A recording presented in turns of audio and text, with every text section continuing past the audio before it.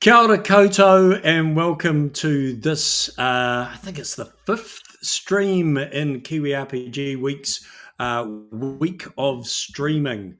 We are Diceratops, and tonight we are looking at the fantastic Odyssey Aquatica. I'll tell you a little bit about that.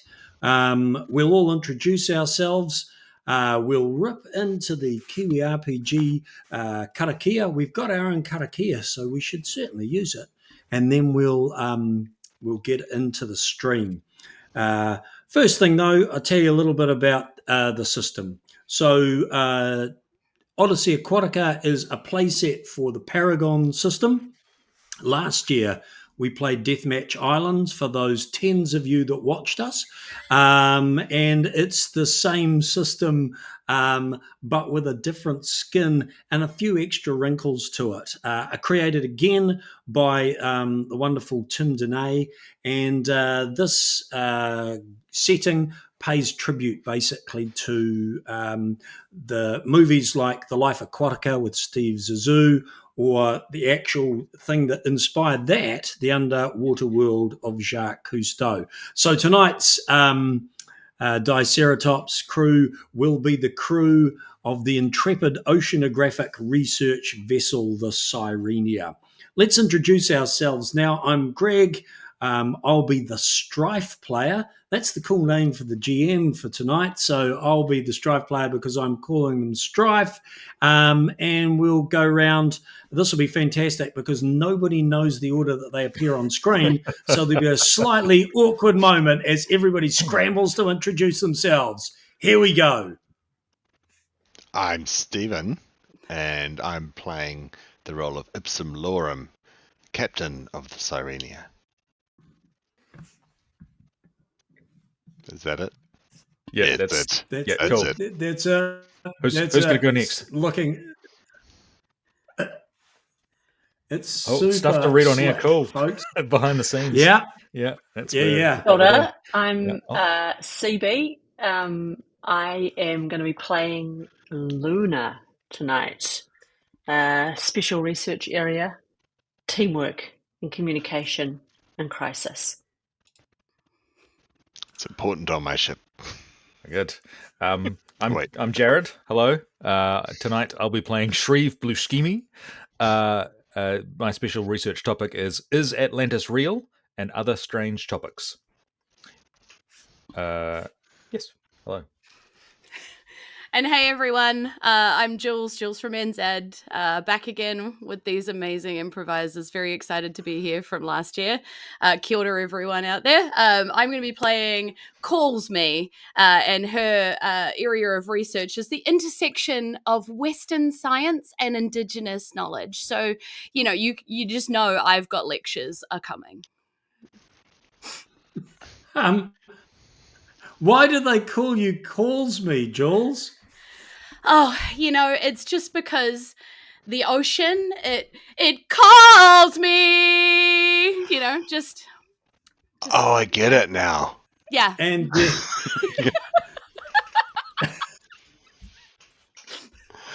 and there you go, folks. All right. We're almost ready to get underway. Kia ora to everybody who's already in the chat and watching.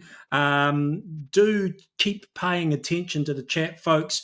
There will be all sorts of cool giveaways throughout the stream. Over the last couple of streams, you guys have been very generous and not claimed the giveaways. So let's make tonight, because we're set in the 60s and 70s when the spirit of greed was really rising, let's really scramble for those fantastic prizes.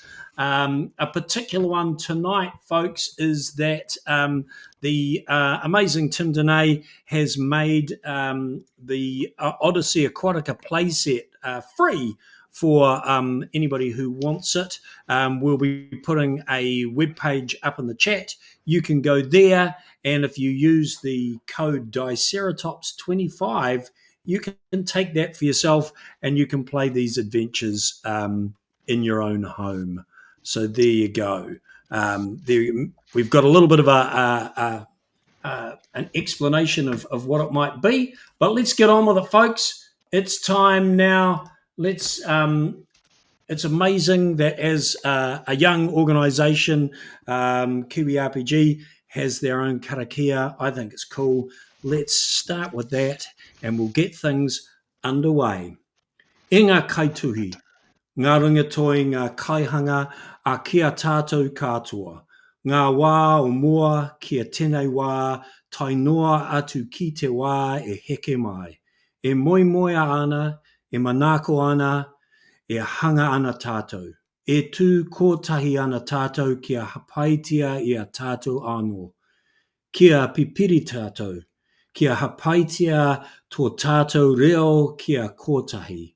Kia ngāwari a mua hi tau i roto i te mākoha a tōna tainga mai. Haumi e, hui e, Tai Kia! Kia ora, All Greg. right. Koutou. Kia ora, everyone, and welcome. We'll begin our stream tonight looking at this magnificent vessel. This is the Sirenia, and the research vessel of our crew tonight. What we're going to do is each of them will be in one of the rooms that they selected that they thought would be in the boat. Part of Odyssey Aquatica that makes it different to some of the other Paragon play sets is that you pick a boat and you decide what vital things the boat has. These folks have chosen a research library. Seems fitting. A moon pool, okay. A wine cellar, and of course, a dojo. Because what oceanographic research vessel doesn't need a dojo? They also get to choose 2 special vehicles to help them out during the course of their adventures. They selected the submarine, which makes perfectly good sense, and trained dolphins. So we haven't covered this, although we played together already, and there is a little bit of canon. When we played a couple of weeks ago to test this out, the great panther shark tore off Jared's character's arm, and that carries on. It's persistent. Let's just go with that. But we have some trained dolphins. Do we have the names of the trained dolphins? Anybody want to give us the names of our trained dolphins? I think one of them's called Gobbly. One of them's Gobbly, and maybe let's let the chat name the other one. The other Darwin, one's definitely there we corporate are. sponsored. Okay. It's Gobbly and Darwin. Kia ora. All right, so there we Which go. one will survive? Well, that's right. At the moment, they're nothing more than just sort of decorative, but maybe at some point they'll actually have some game benefits to them. So let's go around the boat, the Sirenia, and just explore some of those special spaces. Which one of our characters do we find in the research library? Well, of course, it's Shreve researching at Atlantis and other such things that people unkindly call myths, but we know are very real things that are below the ocean surface. And what does, when we look into the library, what does Shreve look like? What do we see?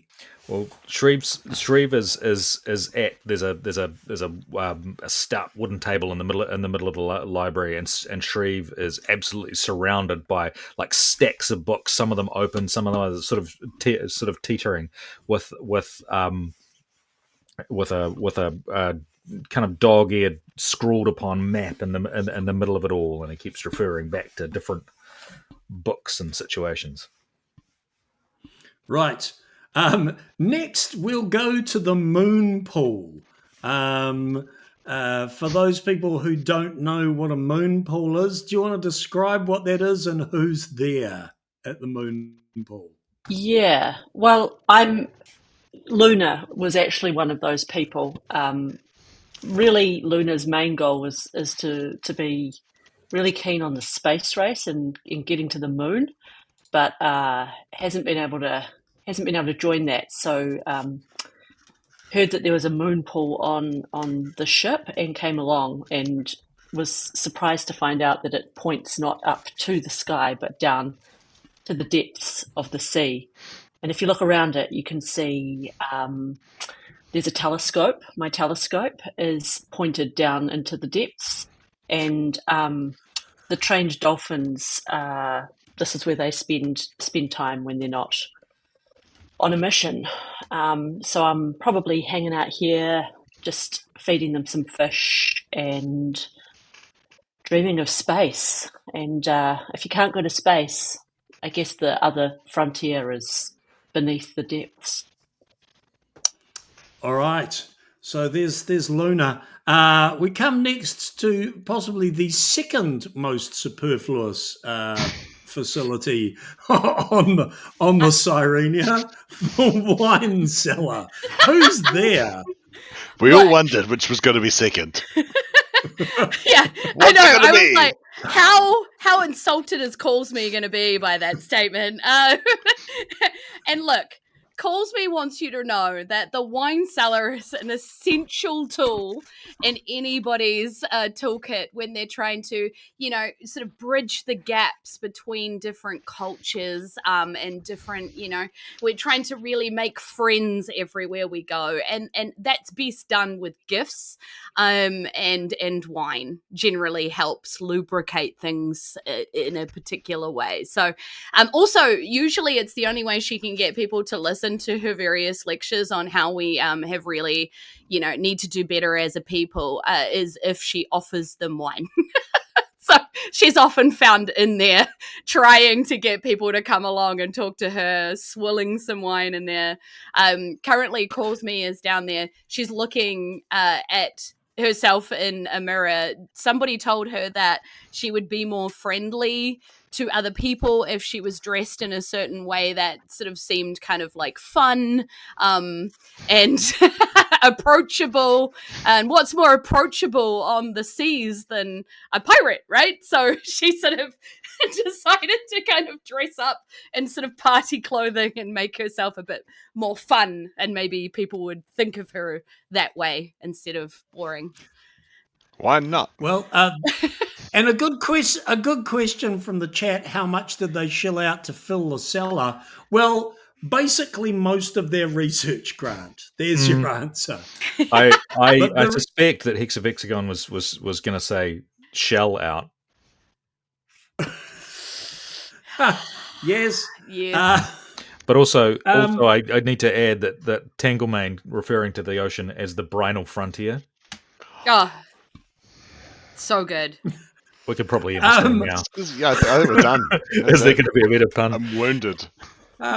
We are having a whale of a time, though. So we are, yeah. It wasn't even me.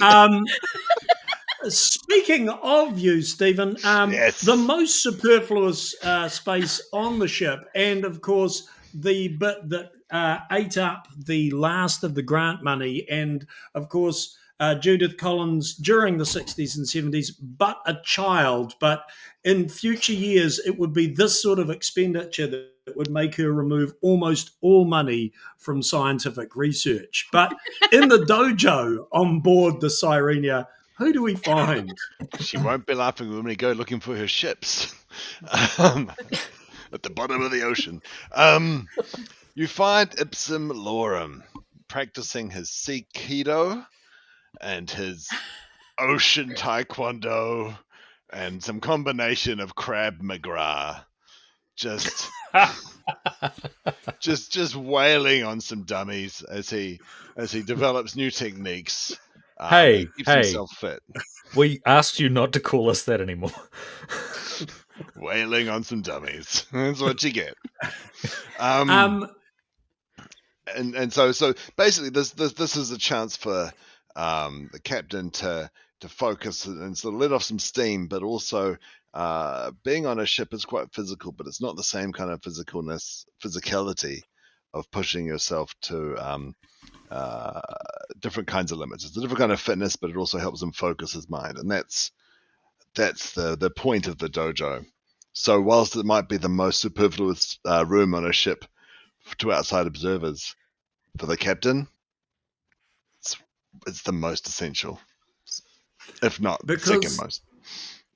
Because Ipsum Lorem is the captain of the Sirenia as a result of previously managing to negotiate the crew away from a mutiny. Ipsum Lorem has become the captain of the Sirenia. The year, folks, now that we've been around the boat and seen some of the key players, the year is 1968. The Sirenia is off the coast of the Chatham Islands, making for the port of Waitangi. The weather is foul. The seas are enormous as the Sirenia climbs waves, plumbs down to the other side of it. The wind is howling, and because he's in the dojo, there's no one right now in the wheelhouse. So the passage of the Sirenia towards Waitangi in the Chatham Islands is somewhat haphazard. Eventually, Ipsum Lorem makes his way up to the wheelhouse to find that there is noises over the radio. And when you tune them in, you hear the noises of a ship that is in danger. It's a mayday call from a little boat trapped out there in the water. They're asking to be rescued. And it seems like maybe that would be the thing to do in these violent, wild seas that are even threatening to bust apart the Sirenia. But then you guys see something else. Yes.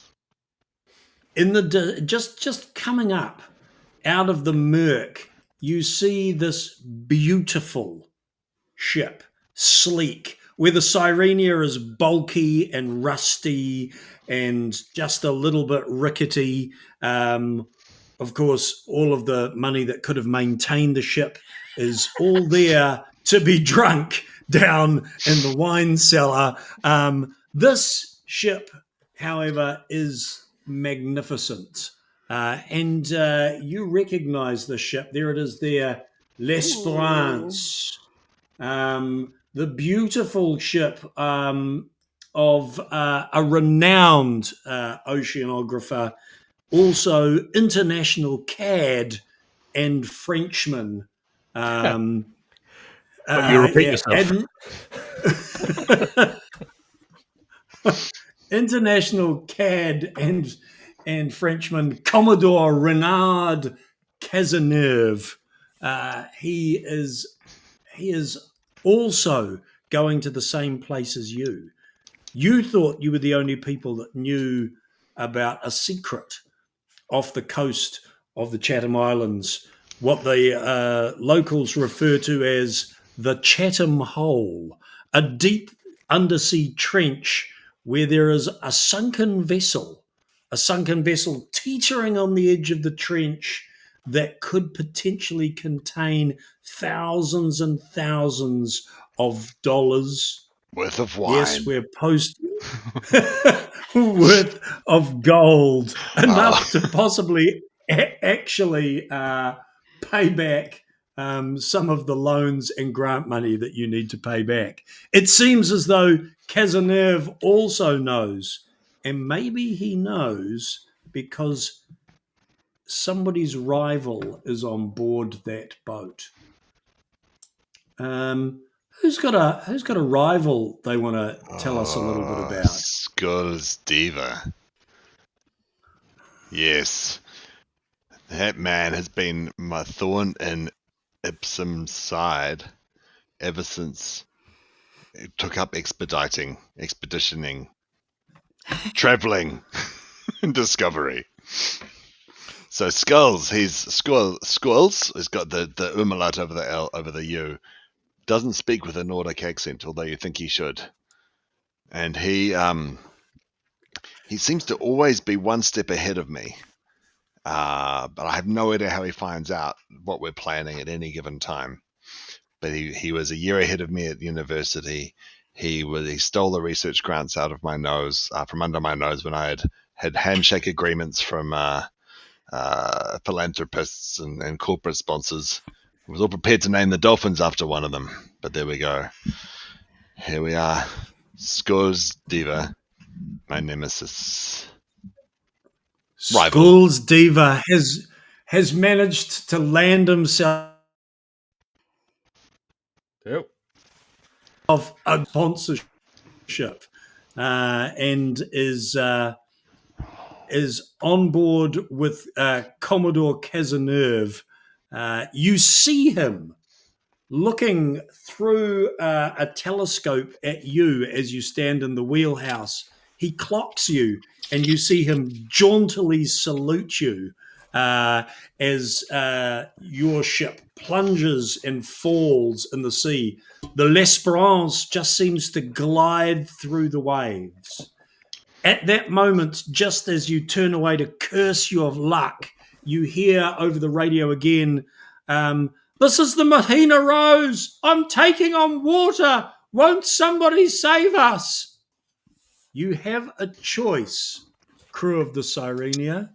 Will you go to rescue the stricken Mahina Rose somewhere out there in the tumultuous seas off the Chatham Islands? Or will you attempt to get to Waitangi before L'Espérance and therefore get an important advantage on winning over the locals to find out details about the Chatham Hole?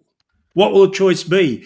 Anybody can make the choice, but the final decision lies in the hands of the captain.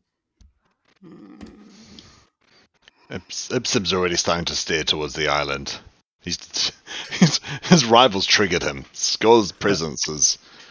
It's like, oh, Skulls. Forgets about the distress call. Doesn't even hear it. But Captain, we can't let those people drown. That's what the Frenchmen would do. Hmm? Oh, yes, that's right. We're better than them, Captain. We're absolutely better than them. And, Well, and we can show that we're better than them by taking on more crew. I've got wine enough. Well, I thought we were better than them too, but then they got all those corporate sponsors. They got Ferrari as a corporate sponsor, and we got Para Rubber. Para Rubber. I mean, it keeps us afloat, I suppose. What say you? What say you, Luna? Oh, Captain, I do love a rescue, but I can't help but thinking getting to the island quickly would really help our cause. It's if we need every help we can get when we're going up against L'Espérance. What say you those about French fucks? Yes, those French fucks. Indeed. I have mild antipathy. Yeah. Calls me. He's like, "Are we swearing on this boat now? I thought we agreed." I'm the captain, and I swear we're all salty sea dogs. All right. It's not called sailor's Lunar. language for nothing. Will your Hey, Captain. send one of your trained dolphins out to follow the Esperance? Find out what you can, and we shall save the ship. I don't like it, but I trust Darwin to do this for us. Not all right. We need Glippy here in case this ship goes down. Okay, but the ship won't go down, right? No, not our ship. The one we're saving. Oh, got it. Our ship won't go down. Of course not. Got... Look at this giant ring of jandals around the boat. There's no way. That's what Para Rubber gave us, right? Just all of these jandals. I mean, I would have liked money, but they gave us and products. this jacket. Okay, Darwin, off you go. Survival of the fittest. And off plunges Darwin through the hatch of the moon pool No, Darwin would have been on the other side of the moon pool because he's aquatic. From wherever he was, The dolphin locker. he heads off. Get Get the a dolphin torpedo out of the tube. dolphin. Flood the dolphin tubes. Fire the dolphin. He heads. He is fired from the dolphin tube. I'm sorry, folks. This is the '60s. There's a much more sort of liberal attitude towards animal welfare here. Yeah. Animals are things. As Darwin is. I'm crying because I'm just thinking about the dolphin going being fired out. I'm sorry, you guys. It means You they love just it. see. It means he's happy. As Darwin, the trained Maui's dolphin, goes flying out the tube, you guys are now in a competition against the sea. So, we'll make this.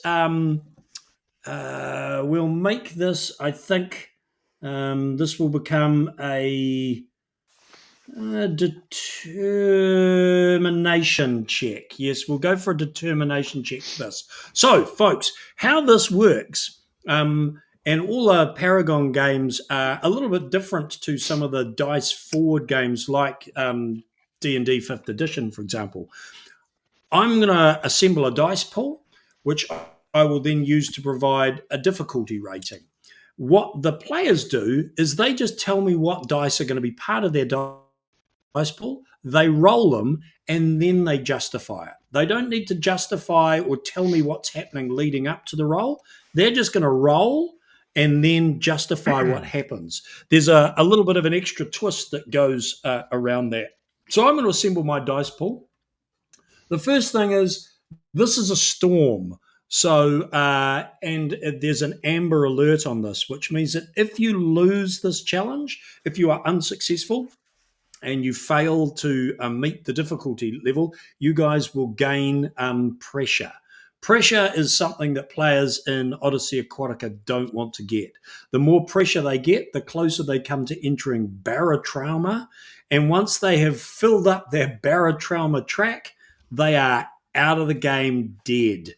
Along the way, though, you can get some special ability upgrades because, of course, stress gives you strength. So this is an amber alert. If you fail, you're going to get pressure from this. So I'm going to use that. I'm also going to use the fact that this is a fierce storm. So I'll be rolling 2 d8s. I'll be adding the strife level of +5. So that's just a level of just how generally bad things are going for them at the moment. It's a +5. That's about the middle of the road. So what we'll do is I'll roll those 2 d8s. We'll take the highest one of those and then add 5 to it. And that will be what the players need to beat. I'll take us over to the chat now, and we'll be able to see what happens there. Greg, sorry, what are we attempting? Can you just repeat what we're attempting to do? Save the ship. It'll be this is it. Okay. It'll be, you're attempting to locate the Mahina Rose and save it, and it'll be a determination check. So here we go. Here's what I've rolled. It'll be determination, and off we go. All right, you need to beat a 10. Reasonably easy here, folks. So again, the players will all now make their own dice pools. We'll go round them one at a time. They're not going to tell me why they're making the dice pools with what they're doing. They're just going to tell me what dice they're rolling, and then they're going to roll. So we'll start with Ipsum Lorem. You're the captain. Yes, absolutely. So I am going to roll, if I can remember how,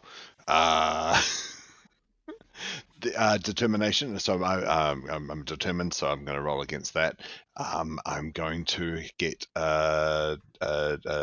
use one of my strengths things. awareness, and I'm going to leave it at that. All right, so if you're going to use your awareness as well, then you'll need to mark a pressure to do that. I will mark a pressure. Yep, I will do that. Grand. Now, how do I roll to beat? What do I press? I normally have to click something, don't I? You do. Good chat. You follow. Yep. Click on determination on your character sheet. Yes. Yeah.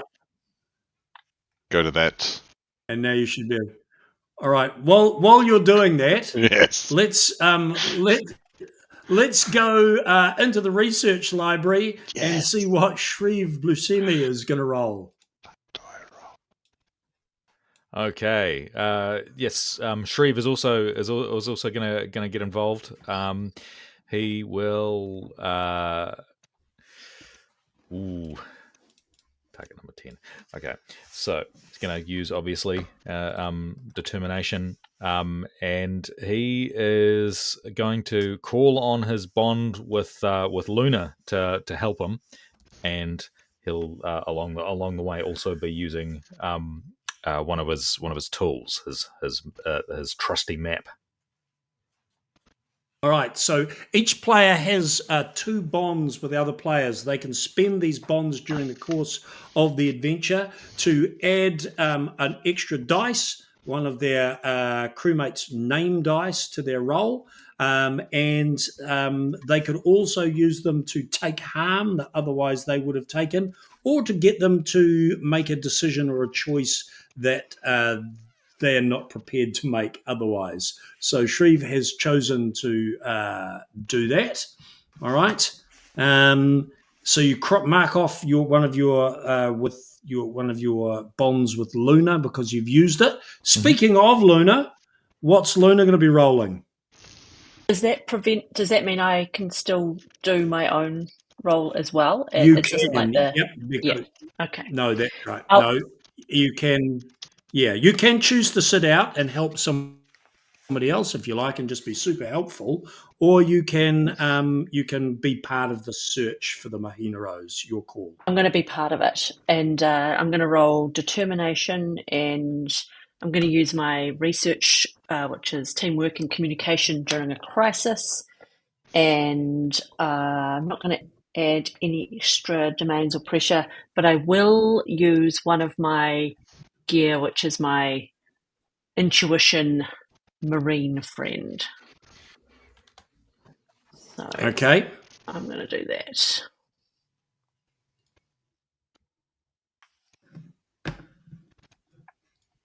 All right, you're going to do that. We're going to go through and just work you through how that roll, so you can see how rolls are done in Odyssey Aquatica, and we'll use Lorem Ipsum for that. Yes. And that'll give.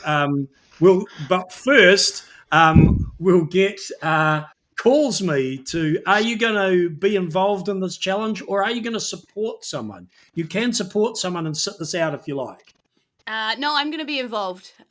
She's had a bottle of wine. She feels like she wants to be part of things. Yeah. All right. So what are you using? I am going to be using my research in Western science and Indigenous knowledge, and I'm not going to be adding any pressure with adding another domain or doing any tools or adding any other kind of bonds or anything like that. So just straight up, just me, my determination, and my research. We'll get everybody to roll in a moment, but we'll work you through how these guys would do a roll, or how you build your dice pool in Odyssey Aquatica. So here's Ipsum Lorem sheet. He's going to click on determination because that's the ability that the test will be held under. And this, his target number is a 10. Yeah.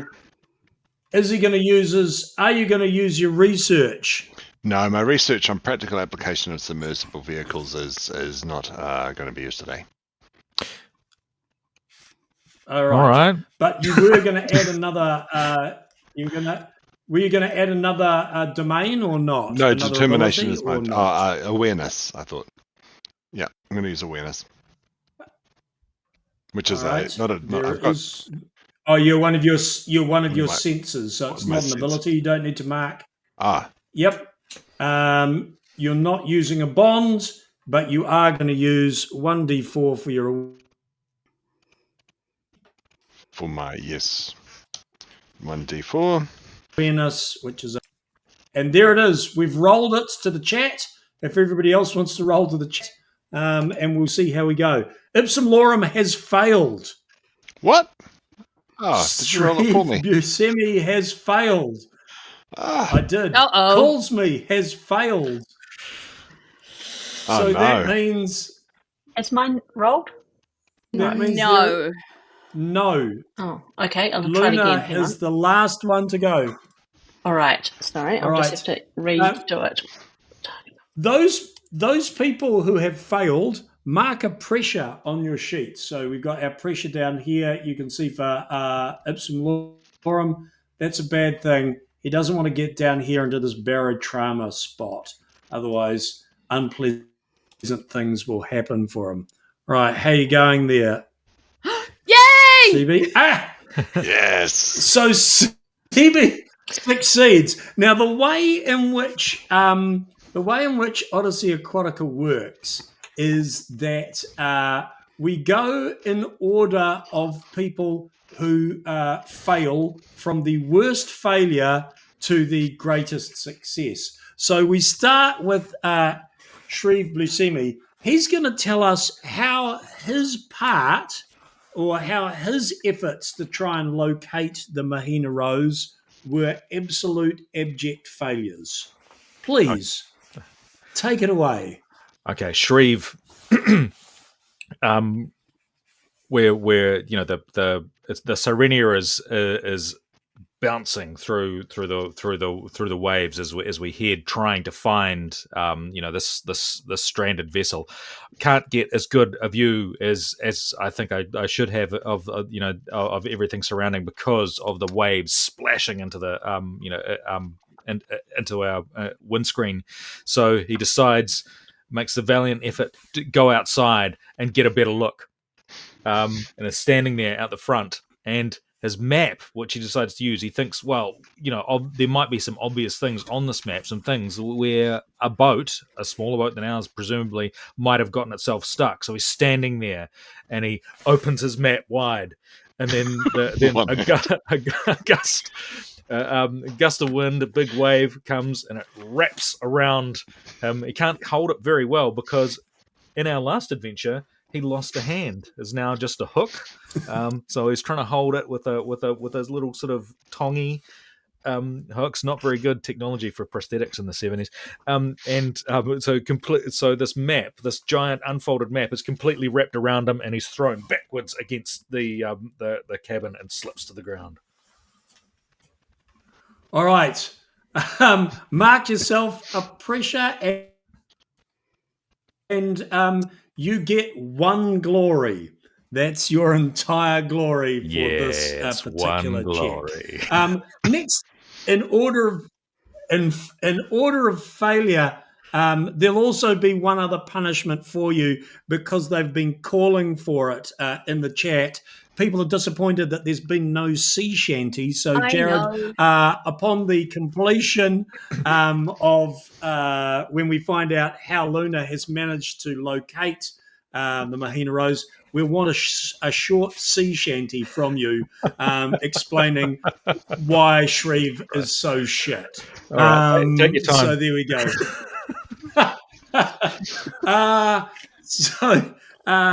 Calls me. While up on deck, Shreve is getting shrouded in a wet, sopping map. What's Calls me doing, and how's Calls me failing to locate the Mahina Rose? Yeah. So Calls me is sort of hanging out the side of the door where the cabin is, where our poor captain's trying to steer, and she's going, no, I just think, the indigenous people on the ocean, and when they're sailing, they have to be out in it. You have to stop and you have to pause and you really have to sink into the sea of it. You just got to feel it feel it with your fingers and your toes. And she's just like out there hanging off the side of everything. What she's actually doing is spraying water everywhere, which is making everybody wet and vision hard, and she's just really not helping. She's causing more of a scene than she is doing anything useful. Which feeds exactly into Ipsum. All right. Lorem. Yeah. So yeah. Ipsum, he's determined. He's really wants to do the thing he sets his mind to. And when he's this determined, he goes into a kind of a flow state. Everything, he sort of like focuses down and concentrates on the goal to save the Mahina Rose. This is the thing. And so he's trying to grow his awareness and sort of shut out everything else. But then he hears, feel it. And like, gotta get your fingers and toes. And then like splash of water on the face. And then scolds Diva's face with a smug little grin. And that smarmy salute just pops into Ipsum's face, and it's gone. He loses it. He sort of flubs it, and he can't see anything. Can't find anything. He stares the boat in circles. All right. As Shreve is tuning his instrument, it is time though to find where all other members of the crew fail, and possibly also Darwin. Well, no, Darwin has been jettisoned to follow L'Esperance. How does Luna succeed in locating and saving the Mahina Rose? Well, teamwork and communication is kind of my whole deal. So I'm able to take in what's going on simultaneously. As the map wraps around Shreve, I can it covers the bit where I can just see the very most important part, and I can see the bearing that needs to be taken. I communicate this, but I'm also being able to draw on the intuition of my marine friend, which I think we all know is Gobbly. And Gobbly and I actually have a very important bond. Some may say it goes beyond what science can explain. But Gobbly knows that Darwin is over there, and Gobbly sort of feels all of the vibes in the air, and has a sort of preternatural way of knowing which way to go. And so it's actually Gobbly that heads off in the direction of the Mahina Rose.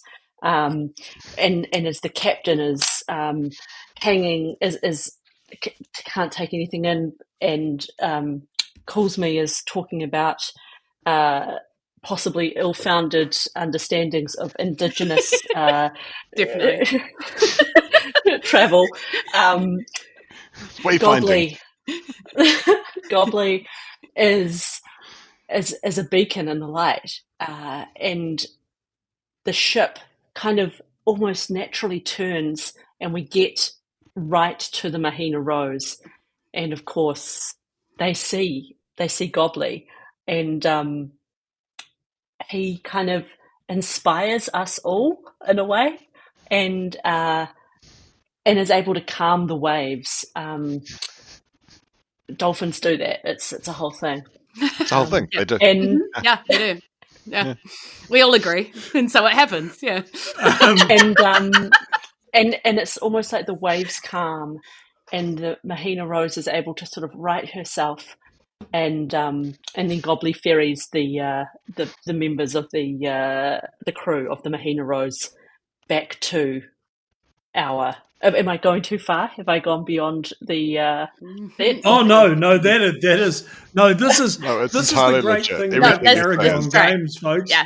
This is everything that players, especially the player who is the best in any challenge, does. Is all canon. It's all good. We have to now live with that and make it all work. So that's exactly what's happening. there's a calm, an eye in the middle of the storm. Yeah. Around the sort of super spiritual 1968 hippie Hector's dolphin, Maui's dolphin, as various people, like the side of a panel van painting from 1968, ride dolphins towards the side of the ship as a sea shanty rings out in the now calm air. Oh, God. All right. Well, there once was a man who went to sea. You won't be surprised to find that man was me. Went outside, got hit by a wave. My map ne'er took me to a salty grave. There we are, ladies and gentlemen. Jared Baker, the last person to come across is the captain of the Mahina Rose, June. She is fulsome of thanks. She thanks you for saving her, and as Gobley gets June through the moon pool, the last person to arrive, you watch as the Mahina Rose sinks beneath the waves, too inundated to remain on the surface. June is amazingly grateful, and she thanks you very much. Oh, thanks so much, guys. It's been amazing. That other boat, the flash-looking one, it just came right past me. In fact, it was probably the weight from that mainly forced me under. They seem to be almost in Waitangi. I hope you weren't waiting for them. Skulls. Curses. It's all right, June. Mm-hmm. We've saved you. We picked you up. We hope you are okay with joining us on an adventure to Waitangi, where we are also headed. That's all I got. It's not so much an adventure when you live there. It's essentially just going home. But thanks for making it fun. That's good. So the Sirenia battles its way through the seas towards Waitangi. What were you doing out here, June? I was fishing. Fishing. Well, what do you think? I mean, we've got to make a living somehow, and I wasn't expecting Tangaroa to rear up quite the way that he did, but it was reasonably calm when we went out. There was a whole load of fish in there. I don't know how I'm going to be able to. Well, you need a fully actualized I won't be able dolphin. to. Like we got one fully actualized dolphin and one on the way, you know.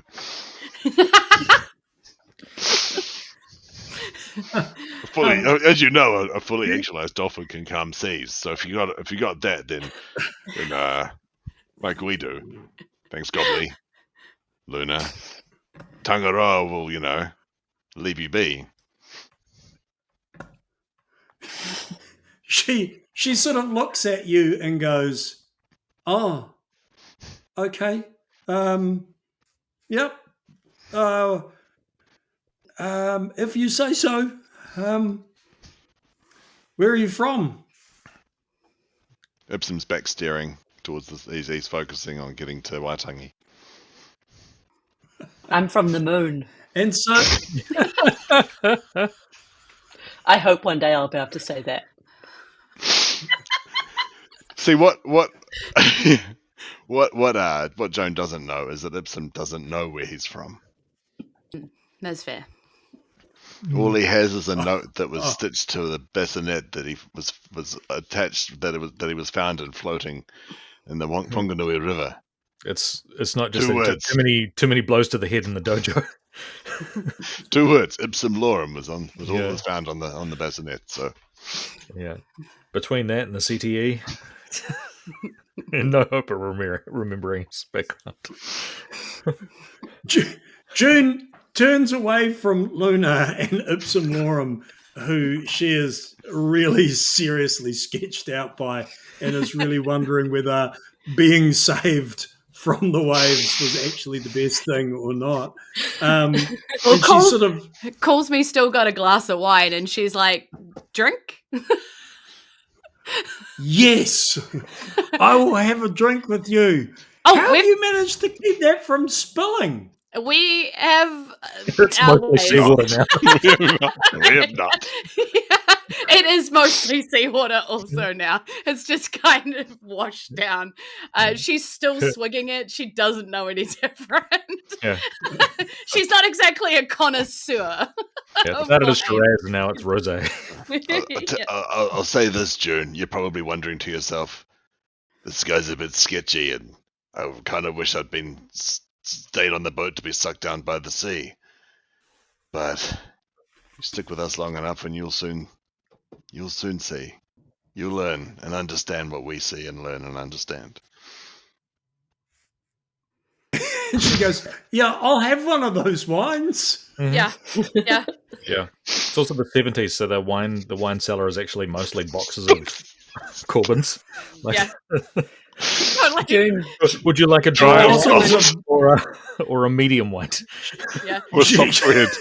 Calls me just. She looks at you and goes, she looks at Ibsen. Do you and just guys goes, have- You're krilling my vibe, Ibsen. You're just krilling it. And she just walks down. Come on, the box wine's this way. June looks at you and goes, hey, you guys don't have a blue nun, do you? So you head down with June to the wine cellar, and as you're going down, she looks at you and she goes, what brings you guys in the big flash boat to Waitangi? We're looking for a hole.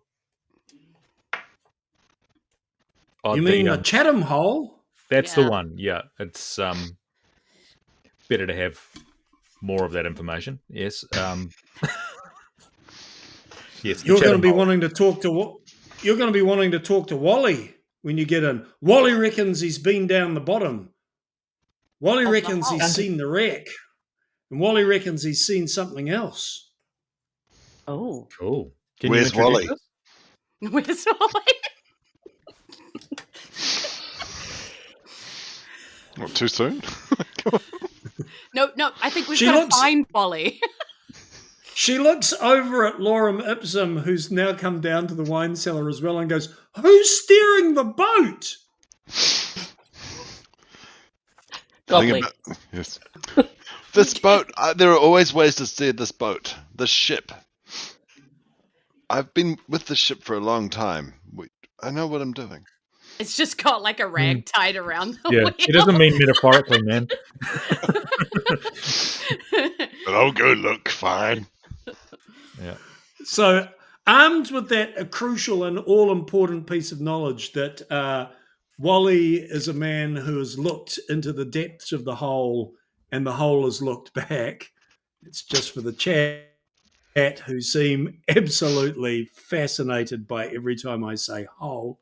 Wally you finally make your way in. The water is slowly stilling, and it's calm by the time you start to pull into the harbour at Waitangi. There in the harbour, you see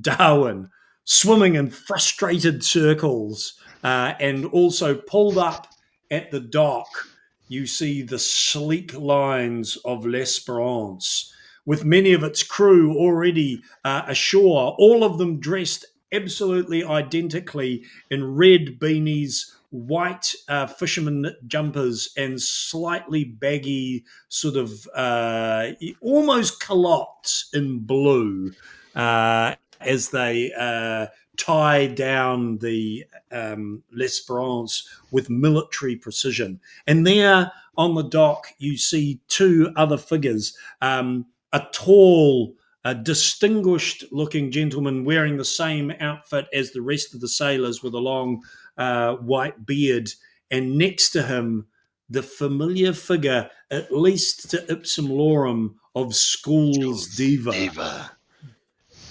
and they are locked in conversation as you guys pull up to the docks.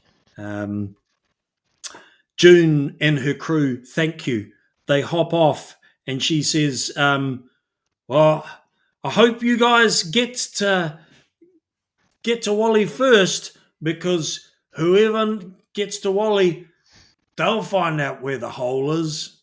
And then she jumps down where there is a small knot of waiting Chatham Islanders who are, wildly applauding you and your efforts. Nice. It does nothing to deter Schools Diva and Commodore Cazeneuve, who you see push their way through the throng of people and further down the dock. So what do you guys want to do? Well, Calls Me comes up from the wine cellar where she's been obviously hanging out previously with June. And I need you to know that she has taken the box wine bags out of the boxes and has tied several to herself across her chest, like several goon bags. Because she's like pretty sure like she's packed and ready just in case she needs to offer these to people as treats. Not for swimming purposes. Not for swimming purposes. Look, they are a survival device, but she's just packed and ready. Yeah. Right. I think we need to find. Oh. Yes, Luna. Can I check in with Darwin and see if Darwin's managed to scope anything out, either about the Esperance or about where's Wally? What is Luna's technique for communing with Darwin? The less sexualized dolphin.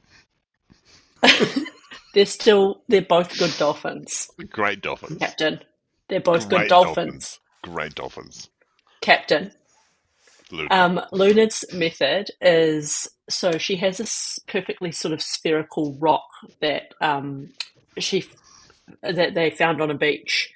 And it looks like the moon, and sort of holds that and like tunes into the frequencies of the dolphins, and there's like a sort of has learned some basic, can kind of make out yes or no answers, sort of like a Magic 8 Ball but made of the moon and interpreted through fully actualized dolphins. That makes sense? Does that sort of make sense? Total sense. Mm-hmm. Sure. Yeah. What questions? What questions are you asking, Darwin? Okay. Before you go, chat.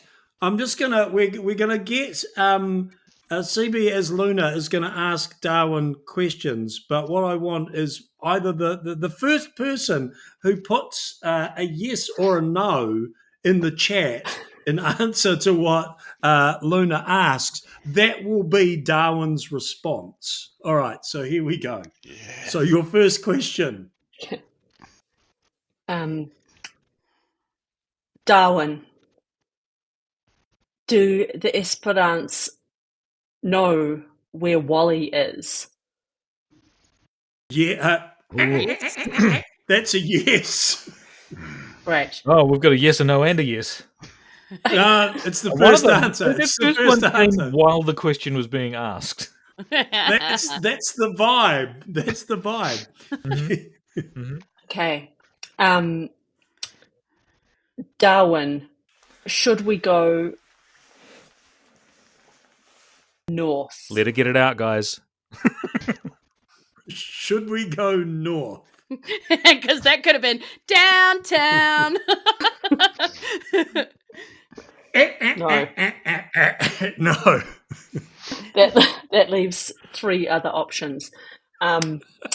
Darwin, will I get to the moon next year?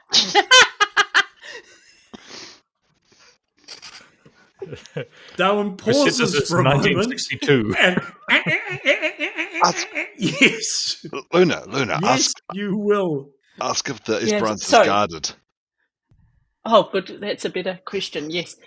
Darwin, is the La Esperance guarded?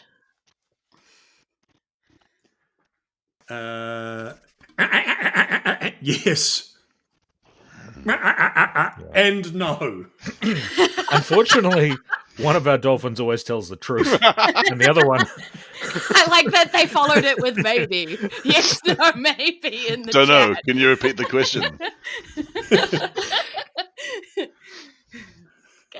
Any other questions, crew, for Darwin? Yes and no suggests that it's guarded, but possibly weakly. So I think we can take them.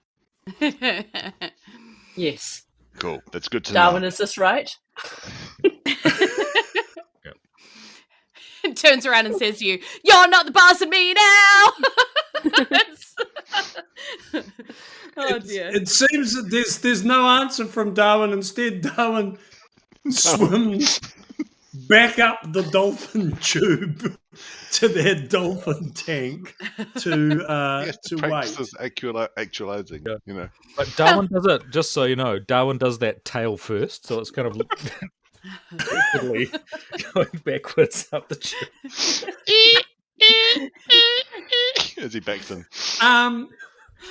So Darwin sort of looks like any drunken uncle at a wedding trying to do the caterpillar, but only being able to do it backwards. It's And says like thanks that. for all the fish, and then leaves.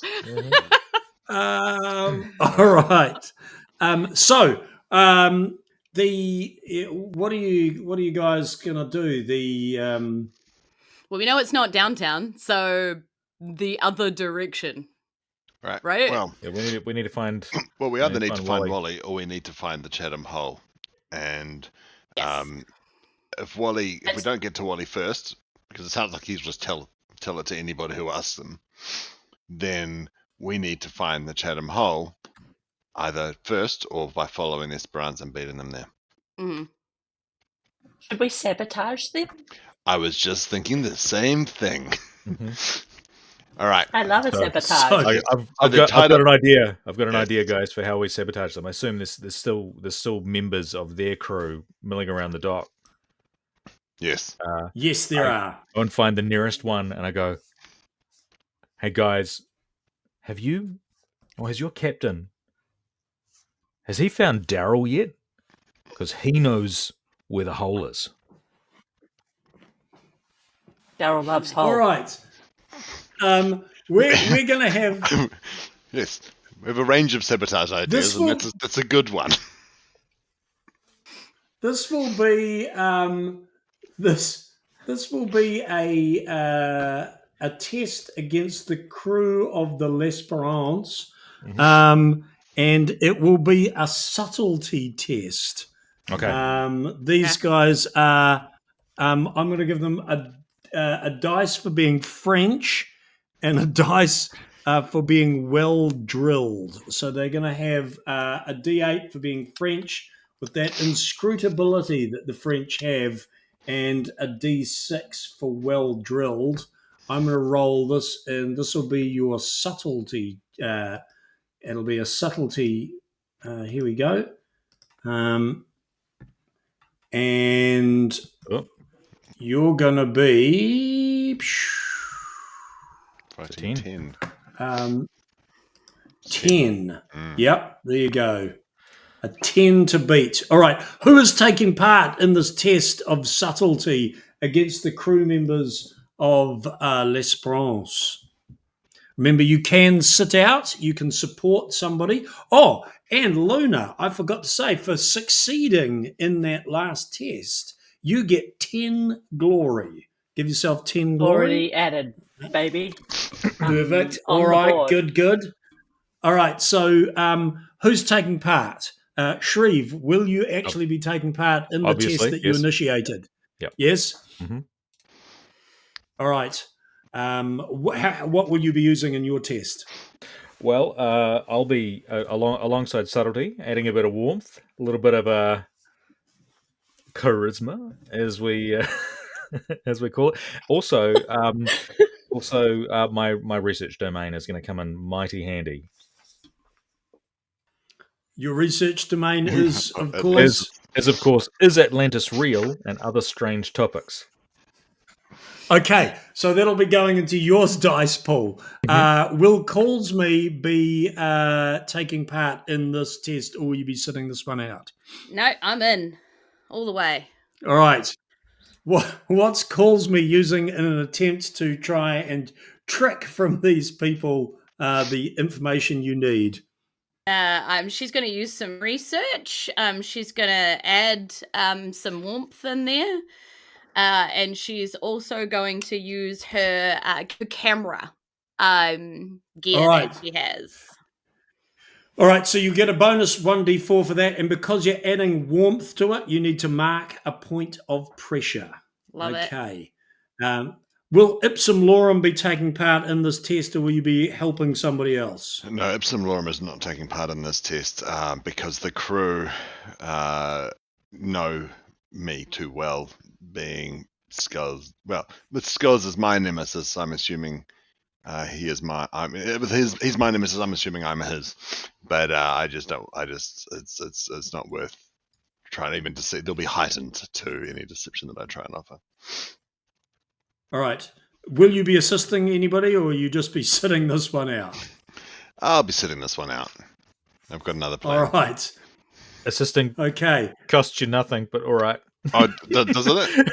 I was going to say he sits it out, but I dare somebody to use a bond on him. Oh no, I can say, hey, that one on the left looks a bit slow. Talk to him. Extra French. Extra French. And who are you assisting? Shreve. All right, so you get an extra bond. You and Shreve get an extra bond with each other. Luna, will you be taking part, or will you be assisting? I'll take part and bring my research of teamwork and communication to bear, but I won't be adding anything. All right. Else. Okay, let's roll those rolls, and we'll see how you go in your subtlety test against the well-drilled French crew of L'Espérance.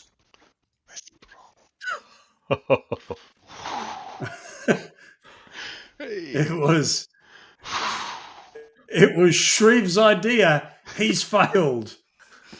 Callsme succeeded. Luna's failed. So there is at least a success. The worst failure was Shreve's, easily. Shreve, how does Shreve just absolutely make a mess out of this? And how does, in fact, first, how does Ipsum Lorem's attempt to help him make things worse?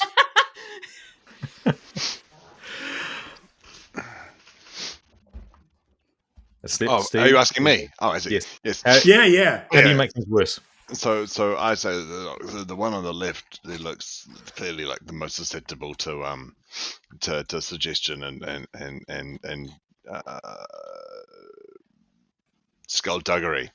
But then as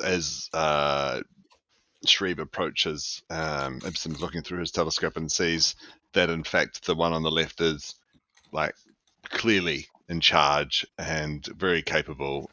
He's writing in his journal, and he's been taking notes of the ship's measurements and drawing. You can see the telescope's very good, and you can see in his notebook he's sketching tactical weak points of the village in case they need to attack or escape.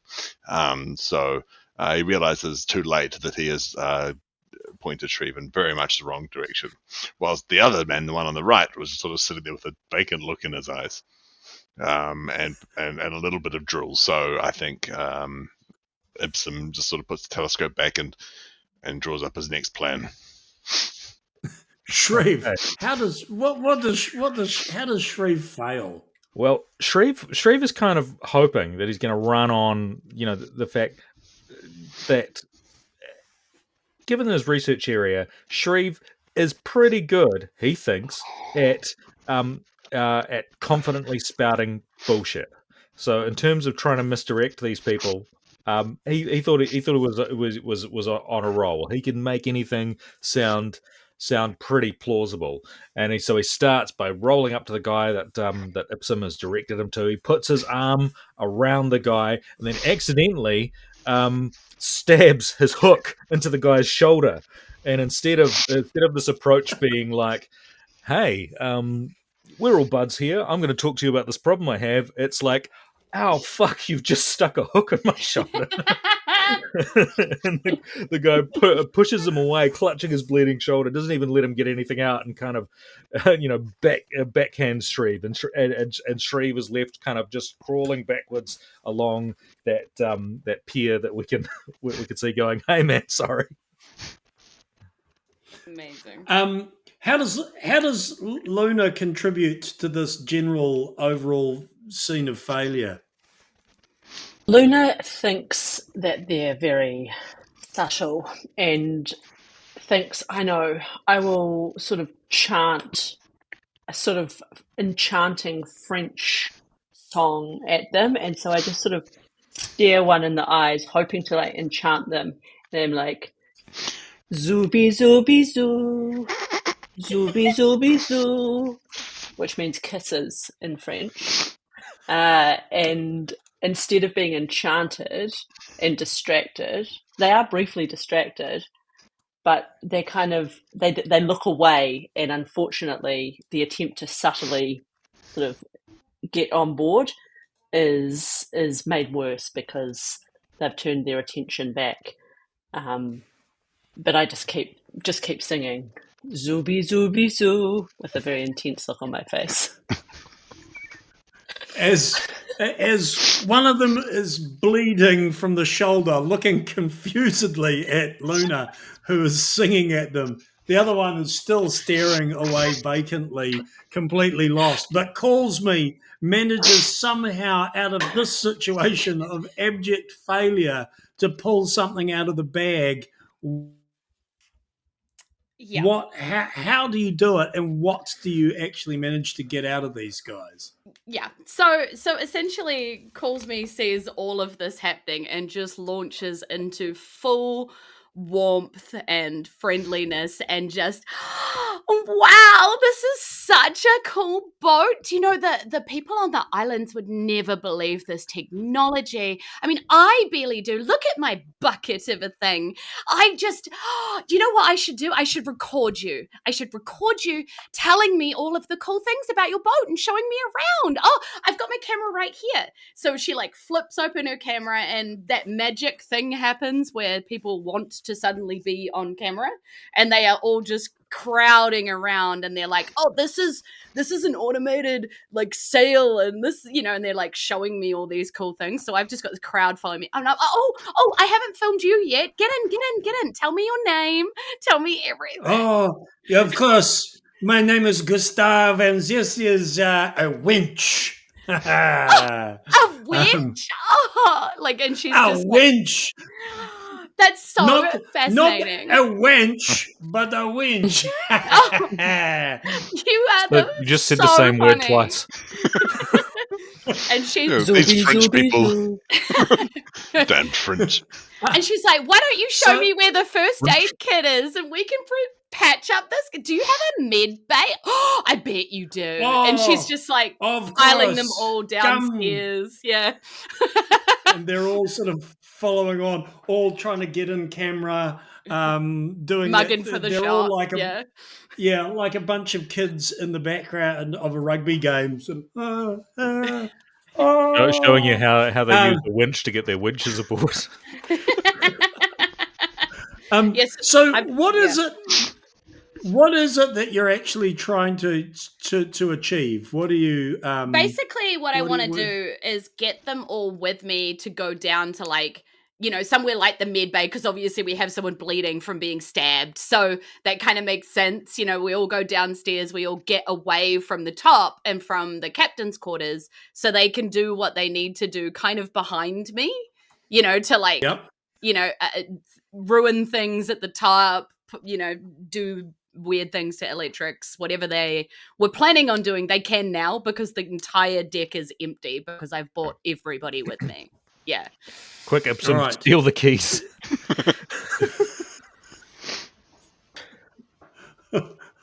So, you guys, what are you going to do to try and trash L'Esperance?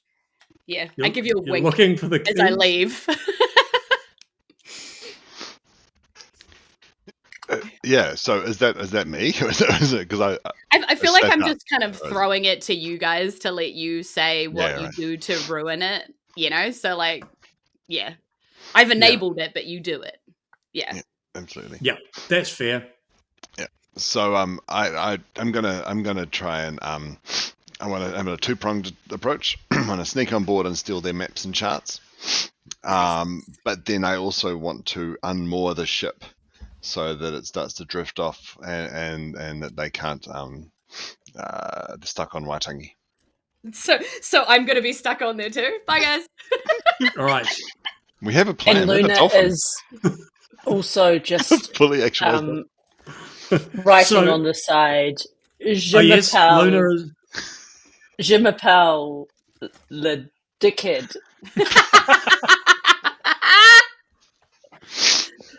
My name is the dickhead. I love it. Je m'appelle Amazing. le coq. And with Ipsum No, the unmooring ticket. it, Shreve is like Yeah. pushing furiously, like trying to push it away and making zero headway. Like So okay. So what's happening is Lipsum has he's taken his Ipsum not Lipsum Ipsum to his closest friends. Ipsum Lorem has taken so there's a submarine on the ship, right? But there's also an extra submersible, which is a sort of like a single person diving ship, but it's really like a little. You have to lie down flat. So he's taken that and sort of and used that to drift to get close to Esperance, and has attached the submersible to it and is trying to tow it away offshore. Mm-hmm. Right. So this is getting Very elaborate, complicated. and I Yes. think at this point, A roll is needed. yeah, at this point, I think a roll is required. I wasn't planning this, but I think we will. Let's make this a test for sure. I think this should probably be. If I succeed, I'm going to It go can to be town on this. All right. So, we don't have a. I don't actually have a thing. All right. I'm going to. We'll make a call for L'Esperance. So, L'Esperance is. It's well engineered, and that will be a D10. This one is also. This challenge is going to be a particular type of challenge, and I'll just remember what it's called. It is a challenging contest. No, a grueling contest. You have to mark a piece of gear to be part of this contest. Mm-hmm. Okay. So if you want to be part of this grueling contest, you actually have to mark a piece of gear off, which you don't get any assistance for. So L'Esperance is well engineered, and it is. We'll go for sleek. That'll do. So it's well engineered and sleek. It's going to be a subtlety test, I think. Here we go. I will set that up. Why is that? I'm not going to give it to me. All right. I will do it in here. The L'Esperance, it is a. Here we go.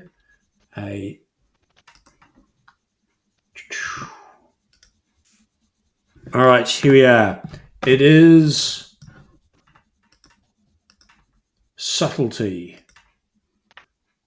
And the roll is 10. Oh, it's another 10, ladies 10 and gentlemen. every time. Oh wow.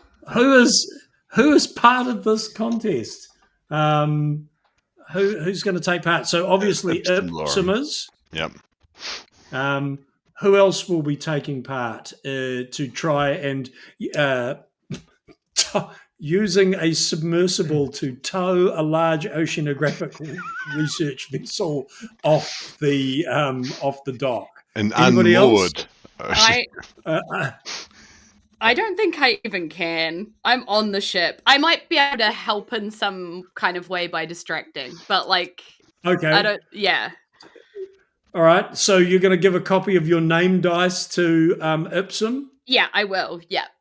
100%. All right. You get an extra D6, and you two have an extra bond with each other. Did you make sure you gave yourself 10 glory for that last challenge too, please? That calls me. All right. Is Shreve helping at all, or is Shreve taking part in this challenge? What's going on? Can I also offer assistance? You can. Yep, you can do that. Okay. He will take the best one of those. So yes, you can. I'll do that. Yep. And Luna, what will you be doing? I think I will. So there's not much value in me also offering assistance, is there? Because it's only the top of those three. Yeah. I don't know. If you take the best of 3d6, then you might get a. Yeah. Okay, I'll do that as well then. We're leaving you to it, mate. So you're on your own. It's all on you. What about the dolphin friends? Okay. We can't all fit in the submersible. No, it's true. Yeah. I tell you what, I'll give you a bonus 1d8 that you can use for Gobbly, who's of course because Darwin has crawled back up the chute, but Yes. Gobbly is somewhere there, so you can have a bonus. His All hail Gobbly. I mean, Gobbly Let's make it a coming bonus in clutch. D6 because there's all right. And D6, got it. Gobbly's a bit, yeah. Great. Okay, so All right. At do this I point, roll? Make your roll. I can't believe we didn't name It's our a boat subtlety after check a dolphin against now. 10. It didn't happen. Did it happen? I rolled. God damn it. Nope. It's happened to me before as well. Okay. Yeah. I was saving it for the suspense, but now I have to do it all again with joy. All right. With joy. All right. 1d6 plus 1. Well, you know how you guys said Zero. colouring would make this flag better? It's not. If you think, by the end, we may have a fully coloured flag. All right. Yes. How are you going? I'm very close. 1. And Me too. Hooray! There it is, ladies and prevails. gentlemen. Laura Mipson gets 10 glory. Describe how, using the help of your teammates and Gobbly the dolphin, you managed to pull L'Esperance away from the dock. What happens? What happens indeed? So basically, Ipsum feels quite a bit of shame about his inability to find the ship in the when he was rescuing, and knew that this was a chance to sort of show his crew that he still has the goods, and given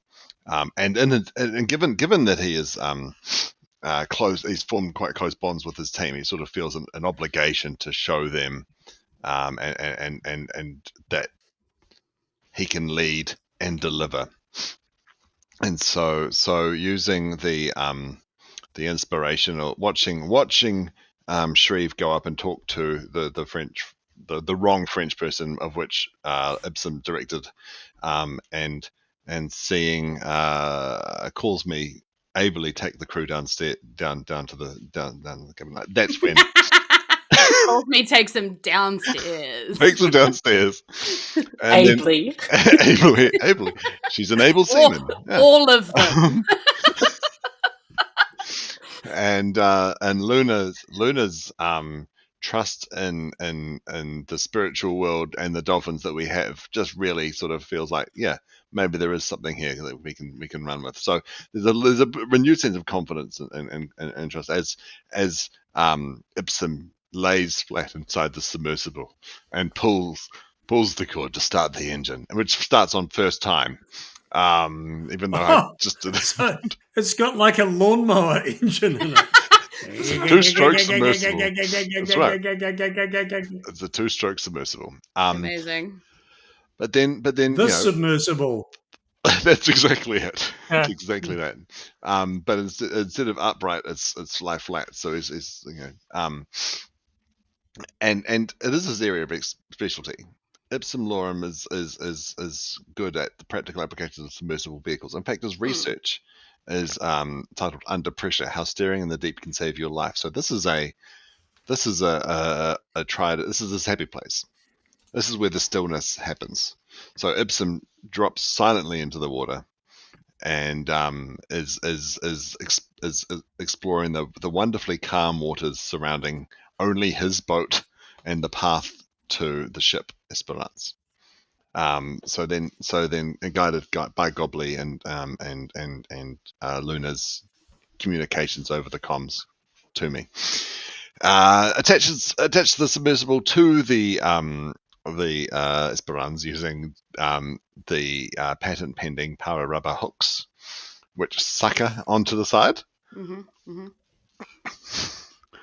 enabling sort of with a gentle tug as the line goes taut, turning and allowing both the calm sea in front and the sea to roughen and behind the Esperance, or the other way around, bow and stern, to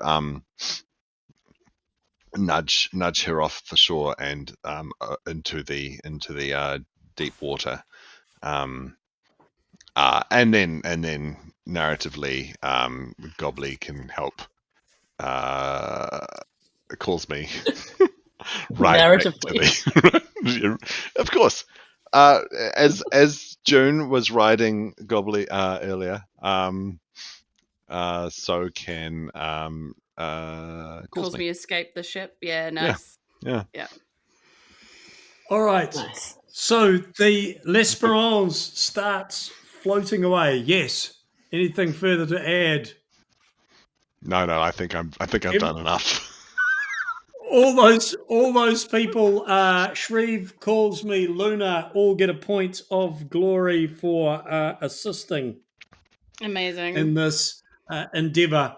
The L'Espérance is now floating away from the dock in Waitangi. There is mayhem on the dock as a number of French sailors try to get in there.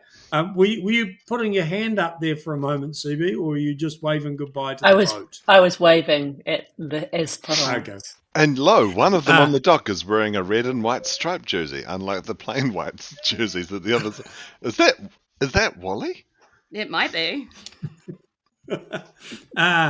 It might be Wally. In fact, there may be another Wally, because as the crew members of L'Espérance in a flap, you see at the very end of the dock Commodore Cazeneuve and Schools in conversation with another man.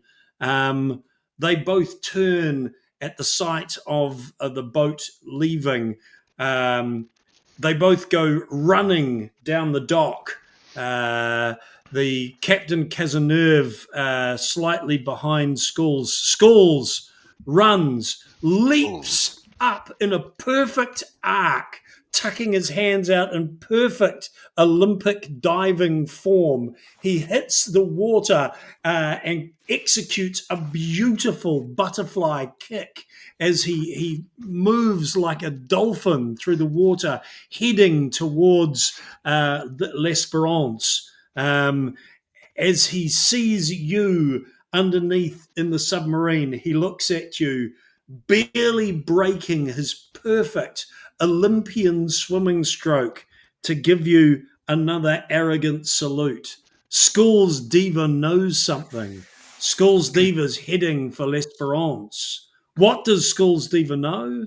Ladies and gentlemen, we'll take a short break and we'll tell you when we come back as Diceratops dive into Odyssey Aquatica one more time. See you soon.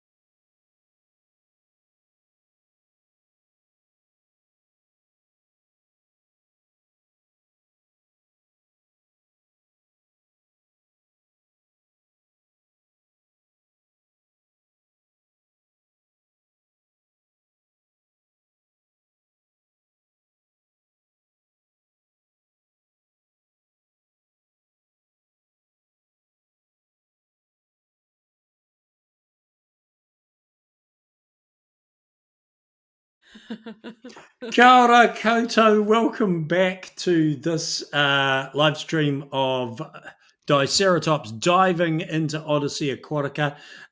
For those of you who are involved in the first half of the stream, apparently my computer, relying on, of course, Titahi Bay's finest wireless internet, was not necessarily performing as well. So we've put the burden of sharing Roll20 on somebody else, ironically also using Titahi Bay's internet. So Jules, we're now seeing Jules's tabletop, which means that you'll get to see a little bit behind the scenes this time, not of what I'm doing, but of how the players roll. Just before we go any further, we might get Jules to zoom out on this one a bit. There's that giveaway address. Again, the URL code and the code you need if you want to get yourself your own copy of Odyssey Aquatica. It's a fantastic piece of work. All Tim Denee's stuff is great. And if you're a fan of Blades in the Dark, he's working on a Blades in the Dark setting, Blades in 68, ironically also set in 1968. Did I choose the year on purpose, or was it just a dumb coincidence? We'll let you decide that. So make sure you have a look at that. The other person we want to give a shout out to is a member of Diceratops who's not on the stream with us today, and that's Morgan Davey, who, of course, his fantastic 5 Evil is on the way out soon as well. That's a sick and twisted twisting of 5th edition Dungeons and Dragons that I've played it. It is one of the most stressful nights gaming that I have ever had. So if you want something that actually gives you the feeling of fear in a tabletop role-playing game, look out for that when it finally births itself. All right, there's enough there, folks. We're going to head back to Odyssey Aquatica. When we were last here, of course, the Sirenia, the crew of the Sirenia had managed to tow L'Esperance off the dock in Waitangi. But as the rest of the crew of L'Esperance were panicking, one figure ran majestically, athletically up the rickety wharf, dove into the water like an Olympic-class swimmer, and swam fish-like towards L'Esperance. It was, of course, Ipsum Lorum's nemesis, Skulls Diva. The man with a Scandinavian name who's in no way Scandinavian. And we pick our action back up again in the harbour of Waitangi in 1968 as Skulls Diva makes his way towards the L'Esperance, and you see that he is hauling himself aboard. What are you, the crew of the Sirenia, going to do now? Sorry, who's hauling themselves aboard? Could you just say that again? Skulls Diva. Skulls. With yet another one of his ironic one-fingered salutes. I'll give him a one-fingered salute. I'm in my submersible. You're in Commodore Casanerve's submersible. Am I? I thought you said that was his one. Was it not? Sure, I'll take it. Yep, that's perfect. That's great. Lovely. Yep, lovely. perfect. Yep. All right. In which case, I jerry-rig the submersible to tow away from Waitangi, but going north, which is the direction that Darwin told us not to go, so that it tows the Esperance north, and then Ipsum Lorem ejects himself from the submersible from the front, because going through the rear would take him through the propeller, and you only do that once. So the submersible is that's the plan for now, whilst also trying to swim less gracefully. Not trying to swim less gracefully, but only as gracefully as Ipsum can, which is not that much, towards the back towards the Sirenia. All right, so you're heading towards the Sirenia, pulled up at the docks on Waitangi. What's the rest of the crew doing? You can see at this point that the rest of the crew of L'Esperance have gathered around Commodore Cazeneuve and this other figure that he was talking to at the end of the dock. Is this the figure with the red and white striped hat and the red and white striped shirt? This is Commodore Cazeneuve. There's a handsome man who looks not at all like me in any way, shape, or form. He's not been... Squint. I don't know. Sort of... See, there's no resemblance at all. I can see what you're going for. So that's Captain Cazeneuve, or Commodore Cazeneuve. Sounds like we struck a nerve. Look out, Ipsum. If you keep going on that track, you'll get salty. So what are we going to... what are you guys going to do?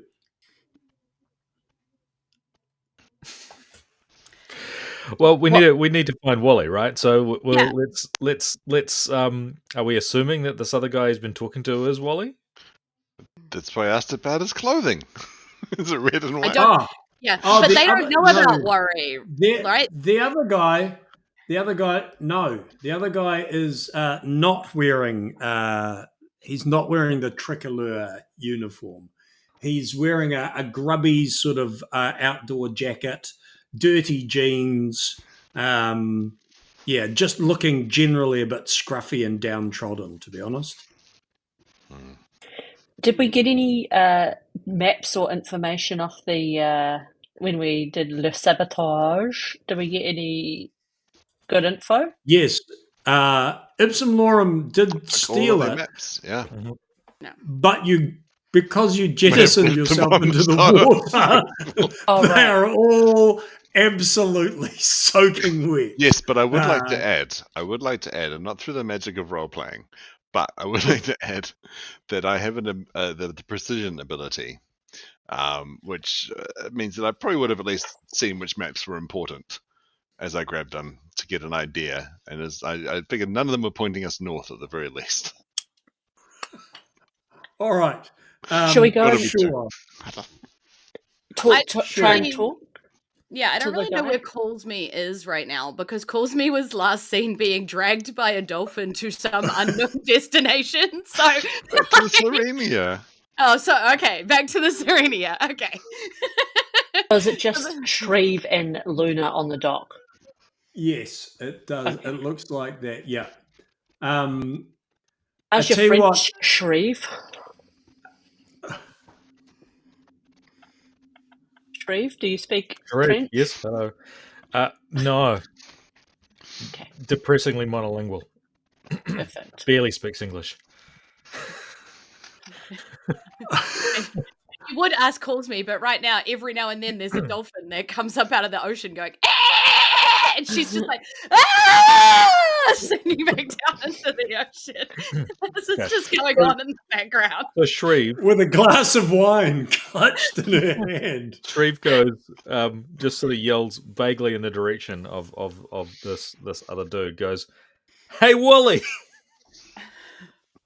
And he turns around and looks. Good thinking. Might have found Wally. It's good news, everyone. At that moment, as soon as he does, you see Commodore Cazeneuve put his arm around him and sort of draw him in. he's pouring on the thick Gallic charm. Can Luna go and try and do some charm?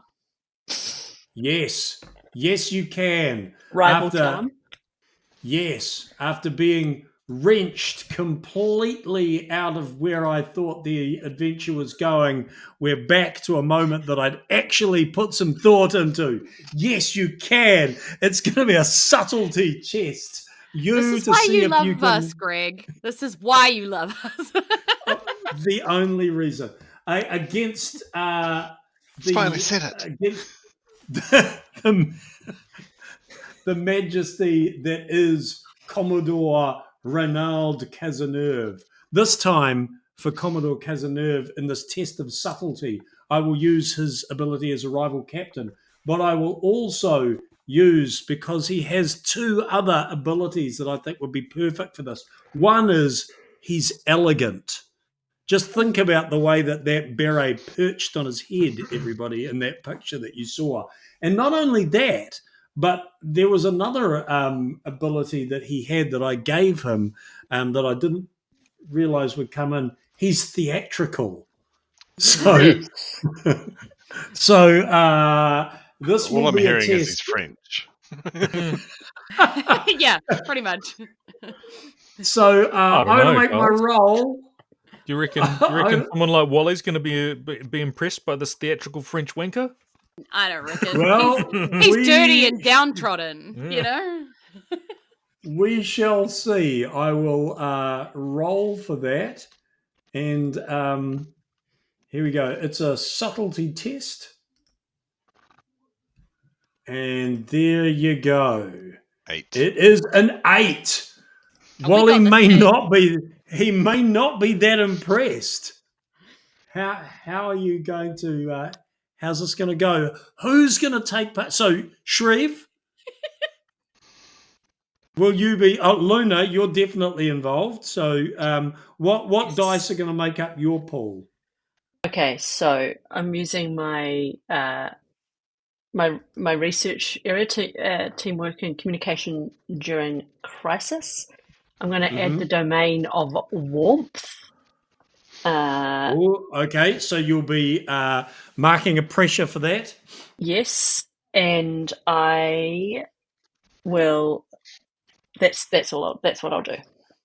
Okay. Ipsum Lorem and Calls Me are in no position to even assist this. You're on another boat.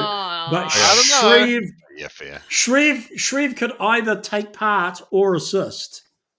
Remembering how well Shreve went with that last subtlety roll when he ended up stabbing a man in the chest, who is still there on the side of the boat, medical bay, isn't it? clutching in his Yeah. Oh, yeah, no, he is. He's on board the boat. He's one of the crew members on board the boat. He's locked not inside there. the medical bay. So what's Shreve doing? I think Shreve's just going to provide some assistance to Luna in this case. Okay. Yeah, he's going to offer some bolstering. So how do I reflect that again? So you just, when there's the space where it said just add an extra dice, you just put 1d6 in that space. 1d6. And you two increase your bond with each other. So excellent. Here we go. It is just you to roll, Luna to roll against Commodore Cazeneuve's theatrically elegant Frenchness with a 9. Oh, result. Luna is successful. How does Shreve assist Luna in this attempt to win Wally over? So basically, just out of Renaud's eye line, he's sort of standing there, making sure he can be seen by Wally, and he sort of is pointing at him and going. with the hook or with the actual hand? Is he just going like this, or is he? It gets into a little of both at times. It's quite elaborate, like ongoing, like it's like, you know. All right, so that's how Shreem is helping.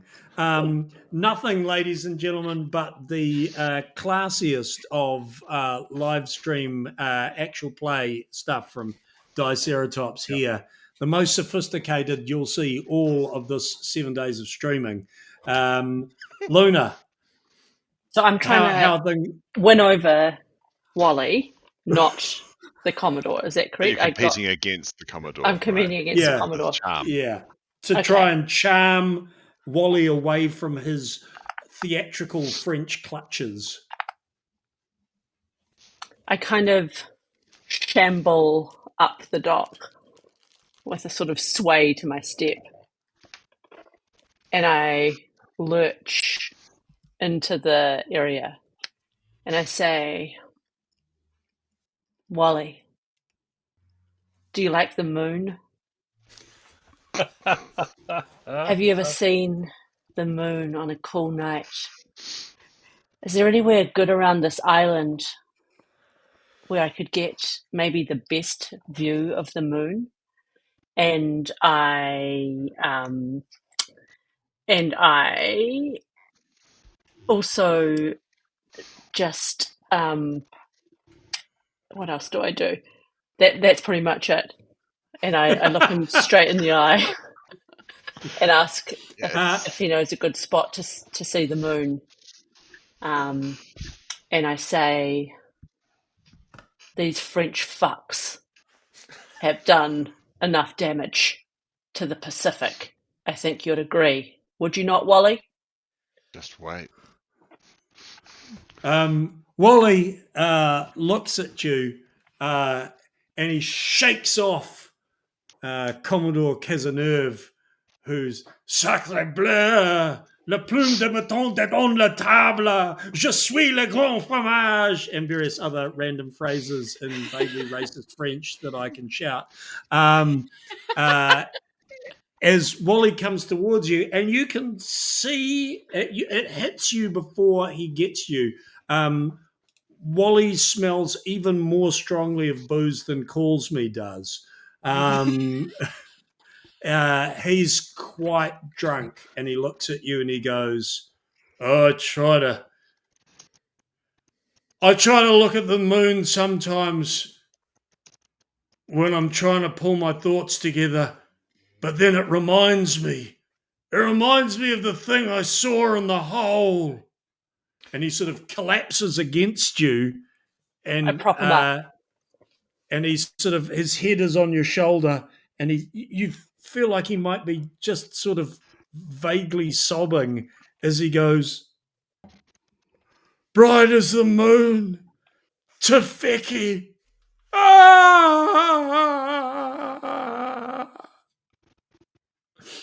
And he sort of passes out. Oh no. On your shoulder. I sort of gently lie him down and sort of summon over Gobbly, who has a nice cool flannel, and I just put it on Wally's head. I think the dolphin sort of, because of course wharves aren't flat to the ocean, so sort of Gobbly leaps out of the water, drops the flannel, dives back in. Yes. Excellent. And is that's everything I'm going to get out of Wally? No. As you sort of dab him back, you notice that he is, he's coming back around. And as it's taken you a few minutes, and in those few minutes' time, you notice that the wharf is now empty of French sailors. You can see them all in the water, swimming towards where L'Esperance is. They're all swimming, apart from Commodore Cazeneuve, who, in much the same way as Calls Me, is riding on the back of Darwin to get to the boat. Commodore Cazeneuve's like some sort of ancient sea god is riding the back of one of his sailors who's swimming through the Holding ocean. his brain. I absolutely have this dolphin down now, by the way. Sort of standing nobly like this aboard the back of a sailor as he's paddling his way towards L'Esperance. If you think Calls Me is not trying to outdo him, you're seriously mistaken. She has taken to starting to be up on like a handstand on top of this dolphin as it comes out of the water, while simultaneously sucking on a goon bag.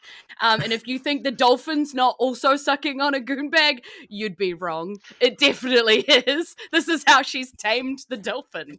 Well, folks, looks like we got ourselves a good old-fashioned I surf thought off. we all agreed that no harm would come to the dolphins. So now you're getting them Luna drunk. has been substituting out the wine that you've been putting in the dolphin's goon bag with grape juice. Yeah, that which is makes not sense. harmful. Dolphin friendly. Commodore Cazeneuve sees you doing this. He removes a Gaulois from his pocket, lights it, puts it between his lips, and then flips himself into a handstand, looks across at you with a cigarette jauntily in his lips, and lifts one hand into the air. And she screams out, "Game recognized, game! Go off, king!" Just across the ocean. And all of a sudden, there's a temporal warp to meme culture from 2024, which is enough to make Wally sit up. What the hell did I just bloody say? You said Tafeki. Oh, the great Octopus? keeper of the... Yes, the keeper of the hole. Is this the one that helped Kupe get to Aotearoa? Same dude? Quite possibly. I don't know, but this one isn't helpful. This one just wants to kill. Oh no, sounds like a different one. So if we wanted to find this murderous octopus, where would we look? If you promise to me, and he sort of comes out, he sort of stands up and lurches towards you, Steve, and sort of then falls forward, grabbing Shreve's jersey, so he's holding on to you, and he sort of looks at you and goes, if you promise me that you will send that demon octopus deep into the hole forever, I will tell you where you can find him.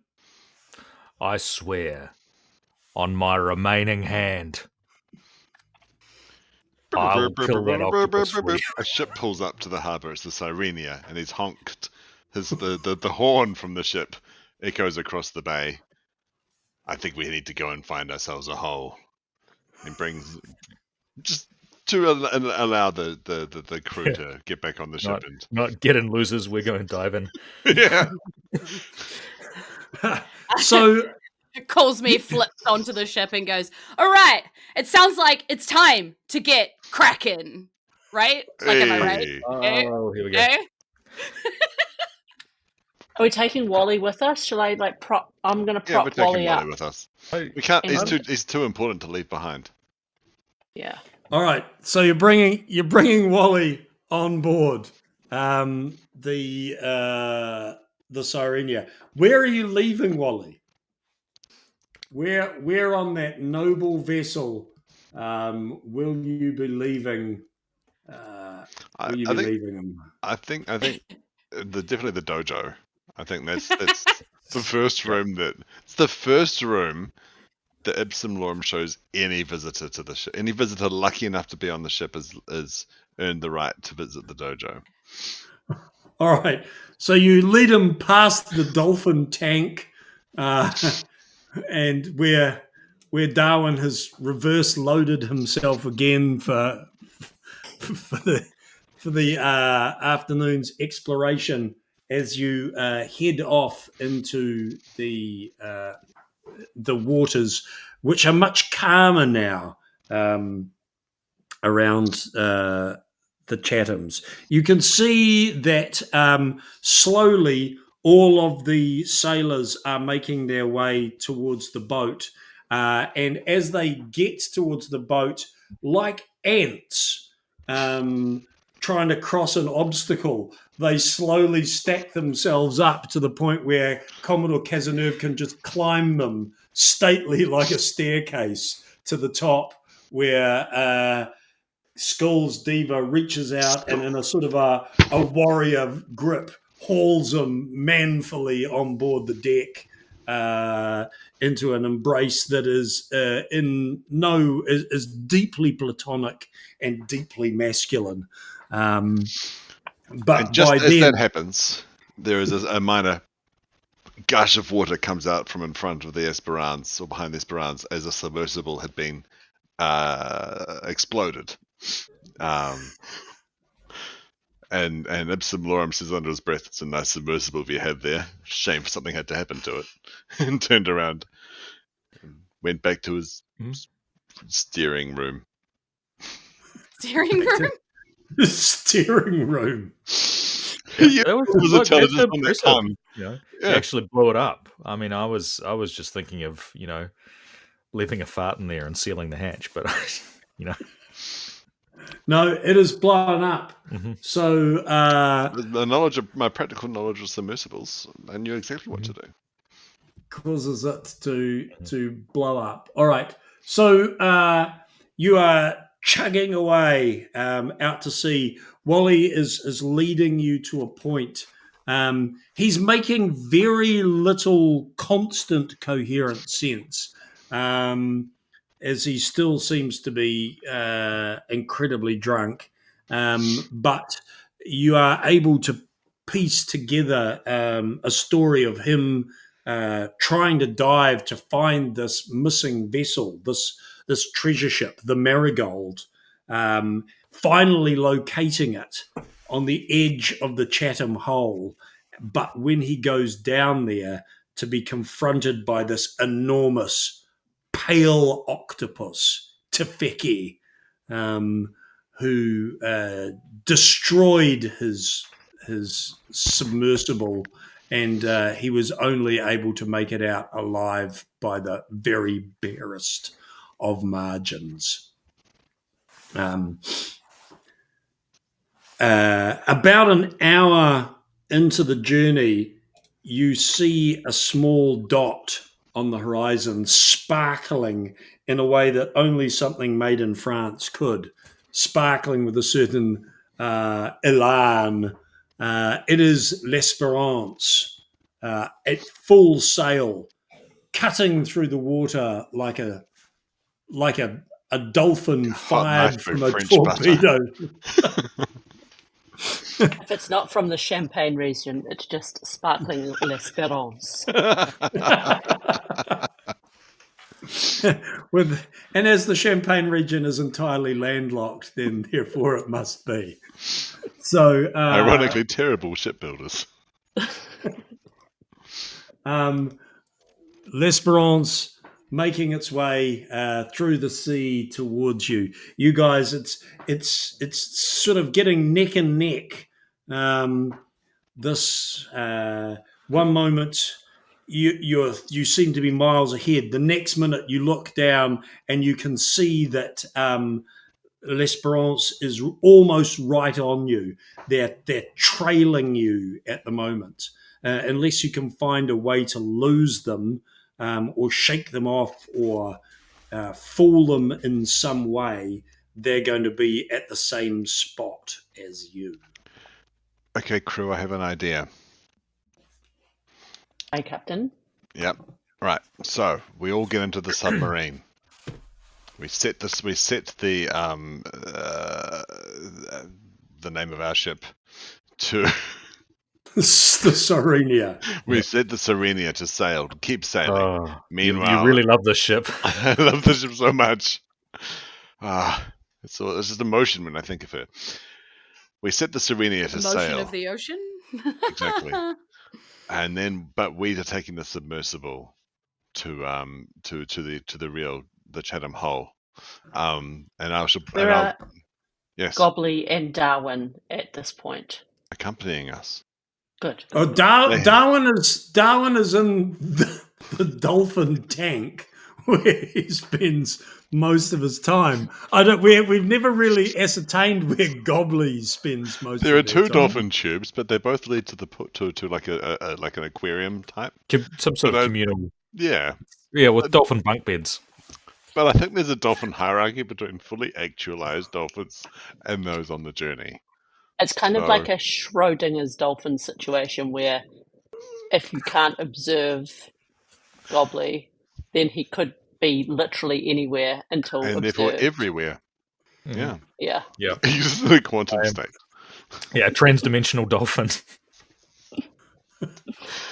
It is known.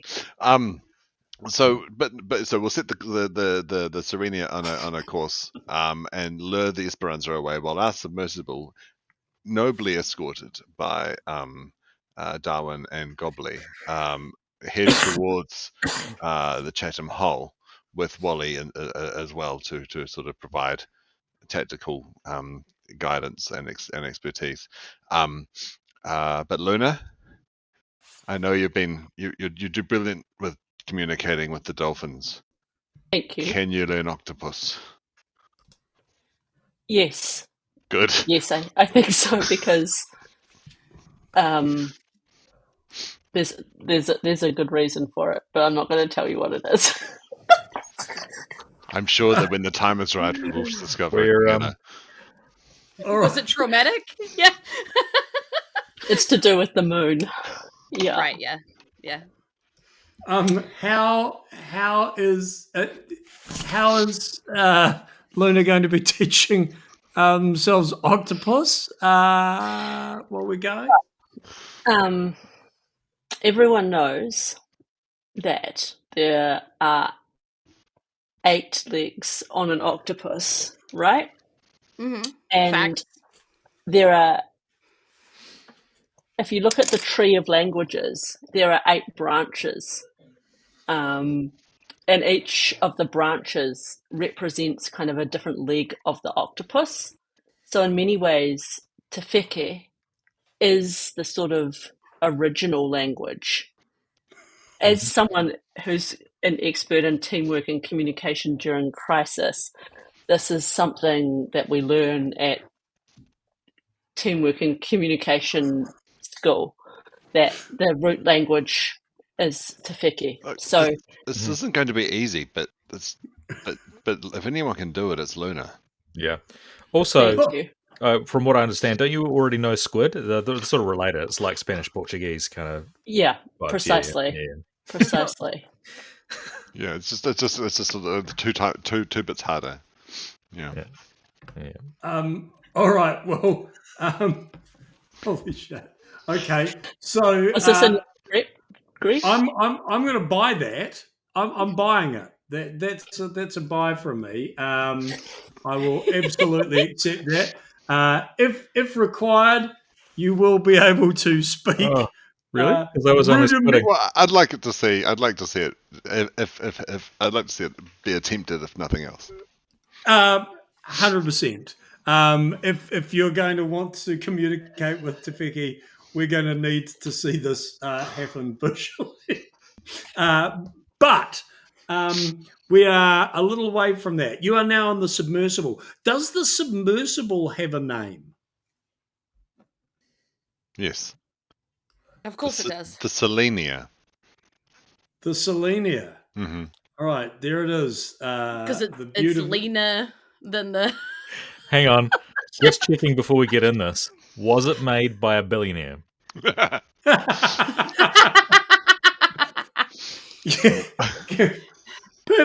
Perfectly legit. And actually, can we crowdsource the name for this? Yes, let's crowdsource the name. Like so there it is. There it is. It's got to be that. Subby mix-up face. Ask a question. There it is. So Maori Nerd has been on in chat this entire time. So good. So, and just speaking of chat, congrats to Jules for simultaneously managing to win a competition in a questionable moral situation during the stream. One of the players in the stream was able to take time out to win a competition. I was just engaging with the community in the chat.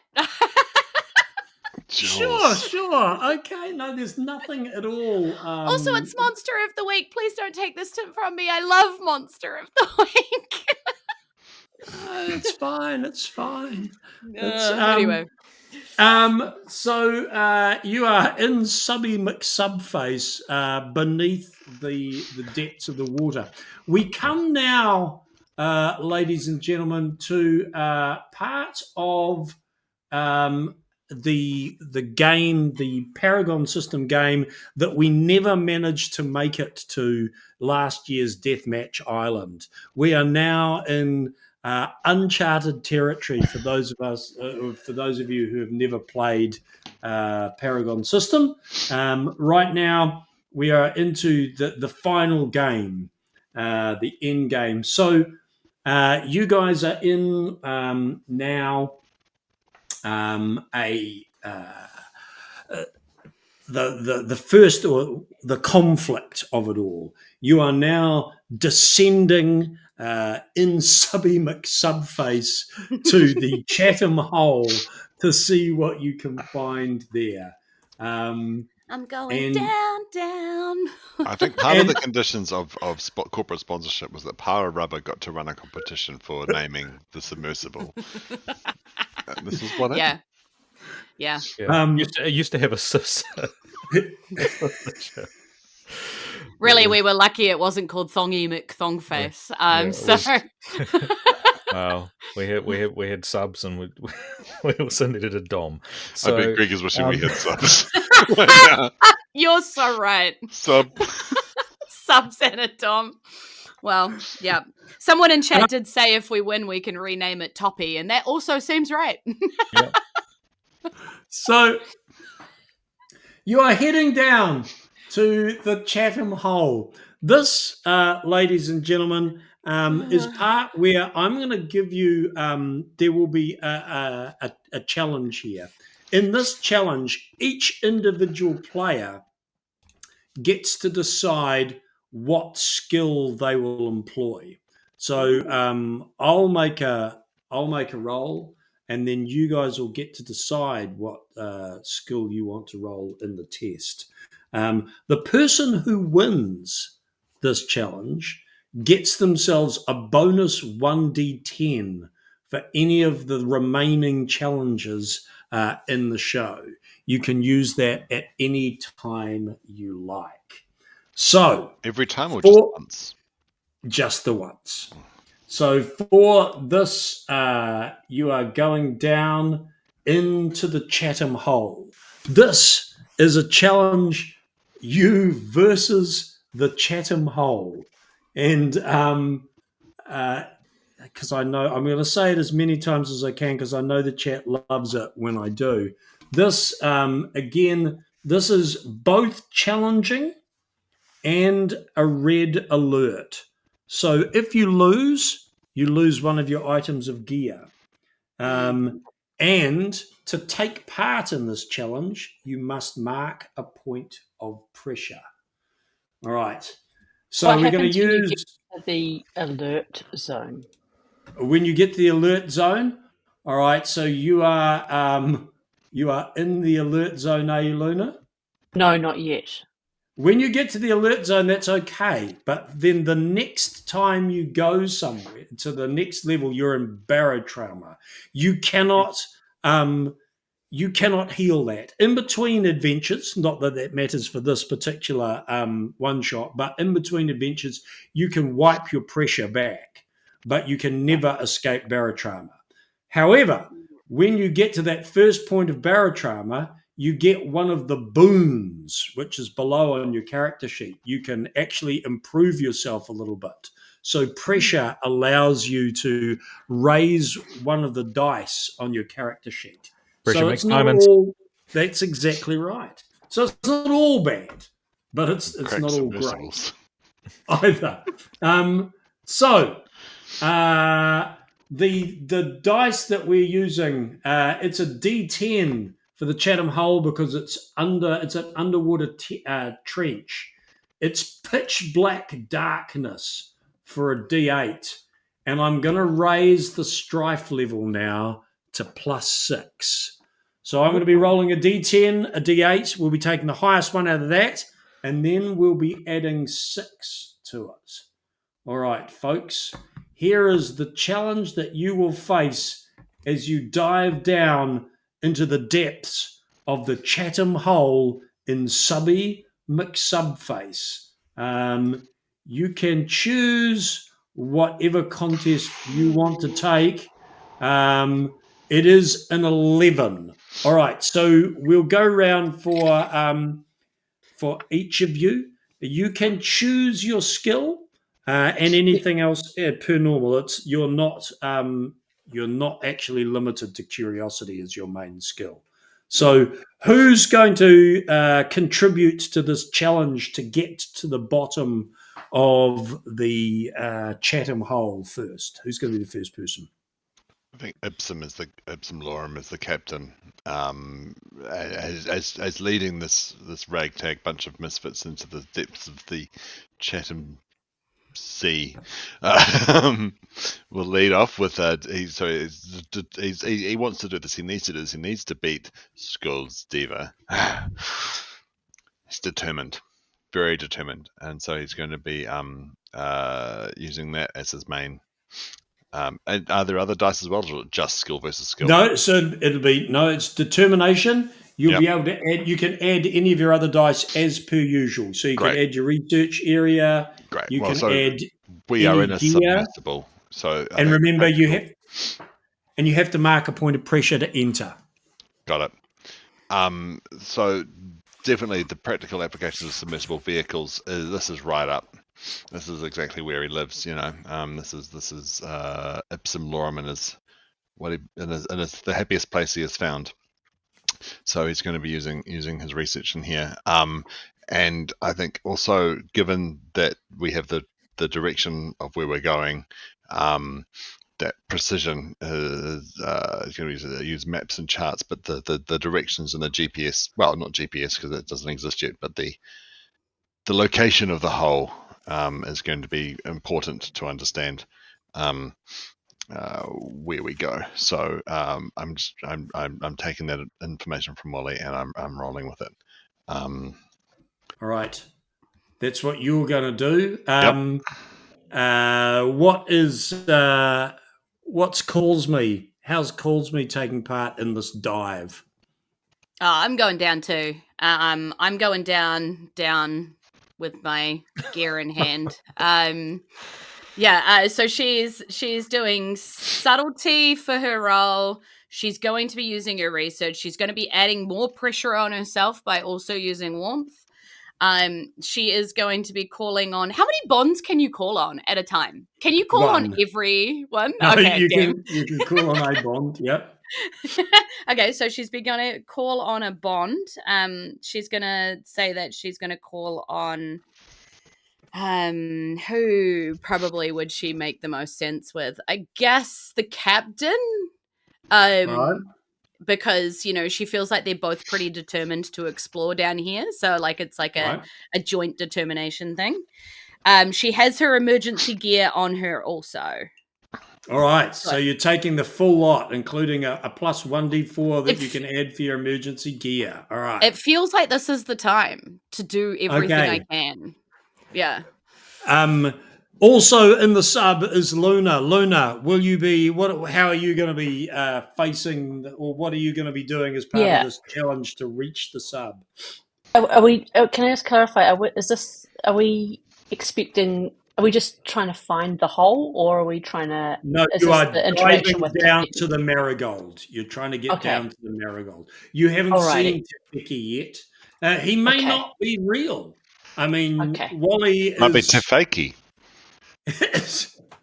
Tefeki is passed out again in the dojo. We can't be sure whether he had the drinking problem before he claims to have seen the octopus. Was caused by the octopus. Yeah, Wally has done some of that. he's down there in the dojo doing some of that drunk martial arts that you see guys doing on Courtney Place, where he's just sort of, he thinks he looks amazing and he's just face planted in a puddle of his own sick on the floor of your dojo. Dojo. Maybe Tefeki is real. Maybe Tefeki really is the root of all languages. Or maybe he's just a big drunk fake. Okay, so. Well, Luna is. Big drunk fake knew where the hole is. Yes. True. So Luna's going to use the domain of warmth, because even though there seems to be like a lot of, we do the justification later, don't we? Hang on for a moment. I've just realised. Wally came on the sub with you, didn't he? Yeah. So there's a mini dojo in the sub. He's done some martial arts in the sub and passed out in his own sick in the sub. There you go. Sorry, it's just important to clarify because we've got to keep, it is. Continuity of story. Fan. There are people in the audience who are keeping track of it. I know. It's serious. But in the chat, they're going to be picking apart the plot holes in this. Yes, that's what they're focused on, not trying to convict us of too many puns. All right, CB, what's Luna doing? We've bought you some more time. You're using the domain of warmth. Yes, I'm using the domain of warmth because I want to I'm putting out honest connection vibes with the hope that Tefeki is, on the same wavelength. I'm going to use my domain of teamwork and communication. My research. I think I'll also add curiosity and add some extra pressure, which will put me into the alert zone. So that's one to participate and one to add an extra pressure. And I've also got the radio. I'm going to take some gear down. I've got some radios. We probably won't get separated because it would be bad if we did, since we're a long way underwater in a sub. We're all in the same submarine. Radio waves work in mysterious ways, so I think I'd like to have them with me just in case, just in case. All right. Just in case that submarine was built by a billionaire. You can add a 1d4 to your roll for those. Shreve, how are you going to be... what are you going to be rolling for in this challenge to reach the wreck of the Marigold? Shreve is going with curiosity, and also his research is going to come into play, because we're going down in a possibly fictional hole to find a possibly fictional boat. He believes it. He wants to believe. He's like an oceanographic Fox Mulder.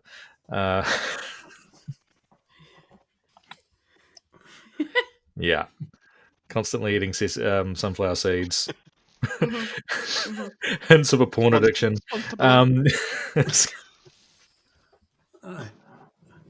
Yeah, that's the gist.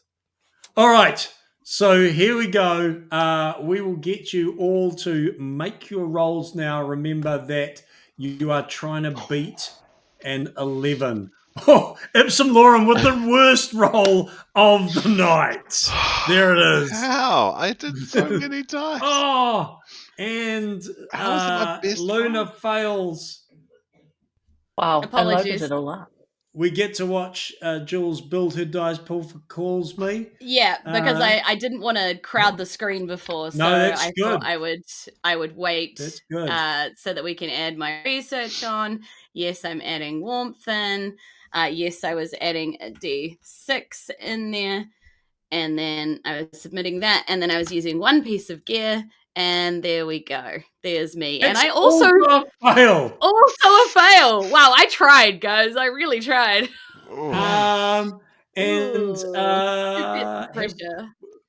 That's a fail from everyone. Mm-hmm. You guys have managed to single-handedly fail to reach the wreck of the... So we'll start with the person who is the absolute worst. How have you catastrophically contributed to this failure?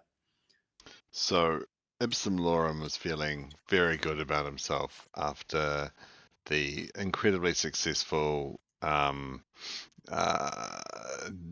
unmooring of the Esperance and the hijacking of their ship, and the distracting of them to lead them off somewhere else.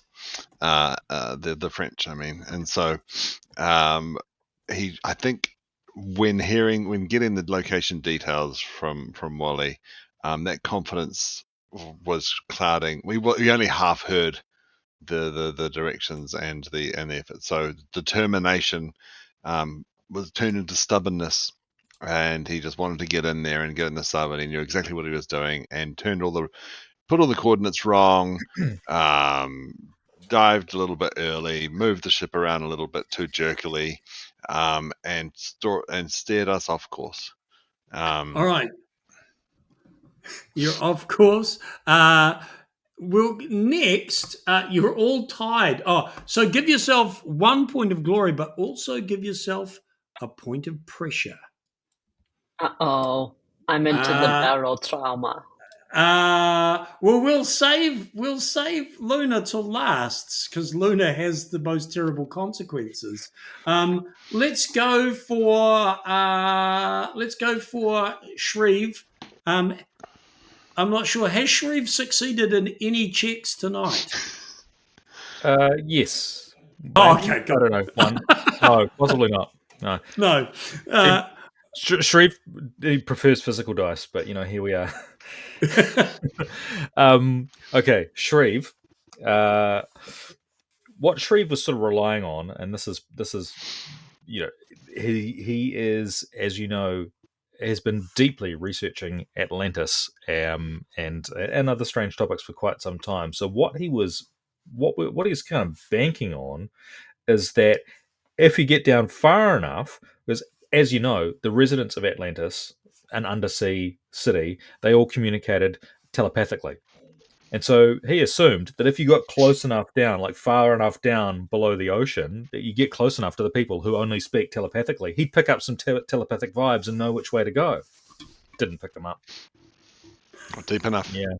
So it doesn't actually. This, by the way, hasn't shaken his belief in Atlantis. It just is like, well, clearly it's not down here It's not deep specifically. enough. Yeah.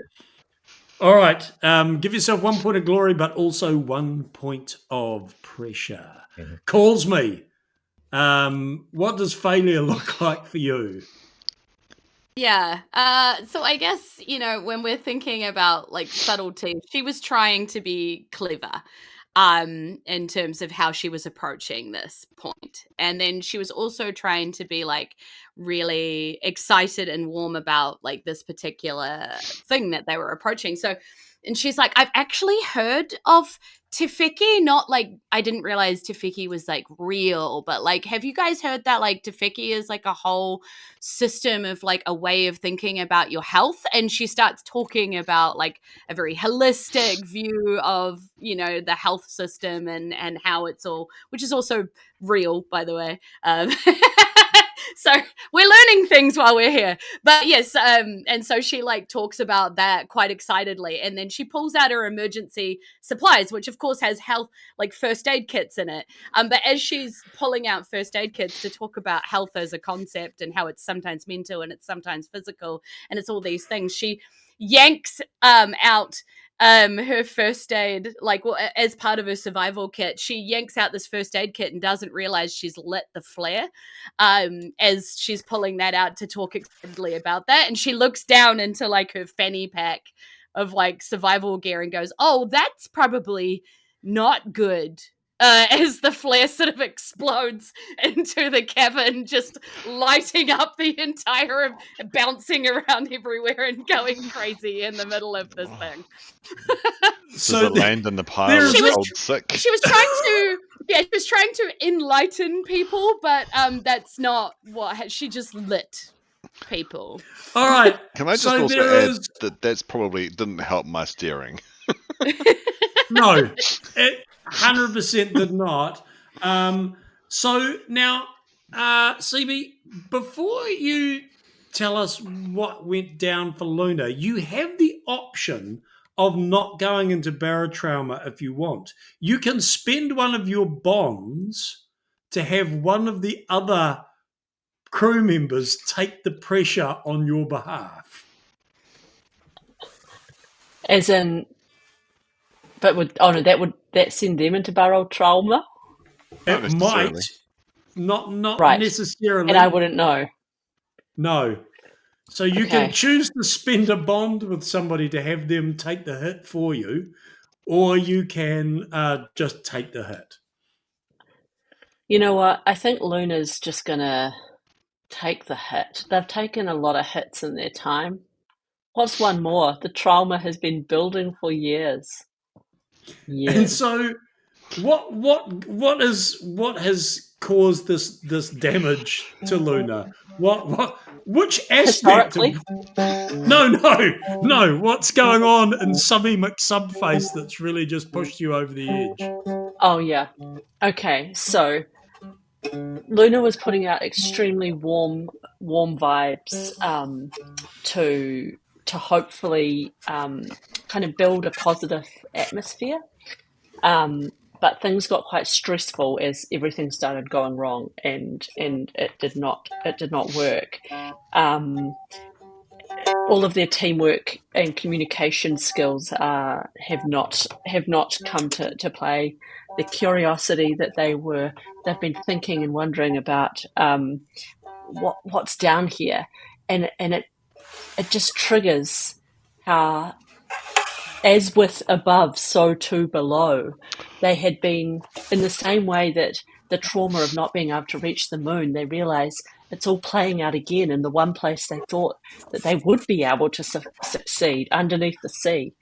And so this trauma doubles up, and they start sort of frantically talking on the radio that they've brought, and sort of speaking, trying to talk to the moon, which interferes, unfortunately, further with the signals of the submersible, thus sending it, even sort of flipping it around and around, almost as if it was orbiting the marigold, like a moon to an Earth, to a planet. But as we all know, something in orbit can never reach unless it gets hit off course by another planetary object. And as this all dawns on Luna, it all becomes too much. And they just are sitting in the corner of the submersible holding their dolphin Stuffy and sobbing. All right. So because you have taken a point of barotrauma, the first point on the barotrauma track means that you can get yourself a boon. You can advance one of your D8 domain dice to a D10. You can advance one of your D6 dice to a D8. You can advance your research dice to D8, or you could get yourself another form of research. What boon do you want to give yourself? I think I'm going to... maybe... I'm going to advance my curiosity domain to a D8. All right. If you just change that to a D8 on your character sheet. Perfect. We will... even though they're deeply traumatized, they're still curious about the world. As you guys are in the strange tumbling orbit around the marigold, flare burning inside, sick, washing around, Wally flopping drunkenly limp from wall to wall as the marigold tumbles, acting as some sort of strange sort of like a marble in a spray can that's been shaken up. Is that when we hear the sea shanty? Is Ibsen doing the sea shanty this time because he was the failure? One sea shanty's fun, two sea shanties derivative. You see, descending like a dart, a second smaller submersible that must have been launched from L'Esperance. In it, it's more like a sort of like a missile with a small hatch. You see, as you're tumbling, you see School's Diva. He makes eye contact with you, ipsum lorem, and holds it for a moment longer than necessary. Raising one hand to his eyebrow, he gives you an ironic salute. He is moments away from being able to attach a cable to the marigold and surface it, therefore taking the plunder for himself, when over the top of the marigold comes one great gelatinous, goopy arm covered in suckers. Another one, pale flesh. 3, 4, 5, 6, 7, 8. Tefeki hauls himself or itself over the wreckage and looks at you with 2 baleful eyes. All right, folks, none of you managed to succeed in that final test, so none of you get a bonus dice here. We're going to slightly truncate this because I don't think we've got time for 3 full challenges. So what we're going to do instead is you have 2 choices, folks. You can either you can choose to either take part in a subtlety check to fool Tefeki and therefore stop him from attacking School's Diva, saving School's Diva, or you can try and use determination to knock Tefeki off and down into the depths of the Chatham Hole once and for all. Could we try to communicate with Tefeki and connect at some level? Or would that be the subtlety? Yes, you can if you want to. If I'll tell you what, you can make a subtlety or a warmth check, either one for Luna. It'll be determination or subtlety for everyone else, but it could be subtlety or warmth as long as Luna shows us how you are communicating with Tefeki. Yes. All right. Yes.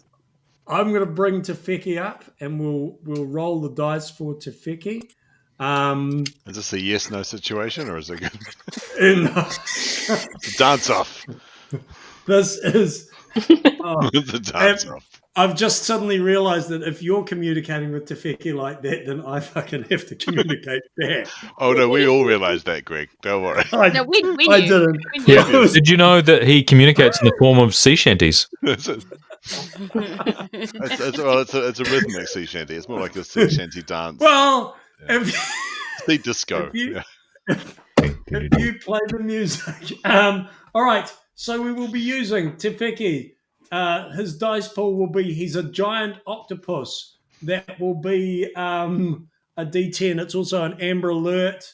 That means that if you fail, you will take pressure. We'll use his grasping intelligence. That is a D8. And his fiendish intelligence is a D10. To see if you can defeat Tefeki. Here we go. Here is his roll. I'll put him down for determination at this point, but he has set a 15. Ooh. Because Luna is communicating. We'll go with Luna first. We'll do this piece of communication first before we do the roll. If the chat is happy, Luna will get a D10 bonus dice to add to the roll, depending on your attempt to communicate with Tefeki. And if they're angry? Luna can begin, and then for Tefeki's reply, Jared, if you play, I will perform a sea shanty in the universal language, the mother tongue from which all other languages came. Can we help, or is that later? That's later. So we're not rolling at this point, are we? This is not rolling. This is just your role play.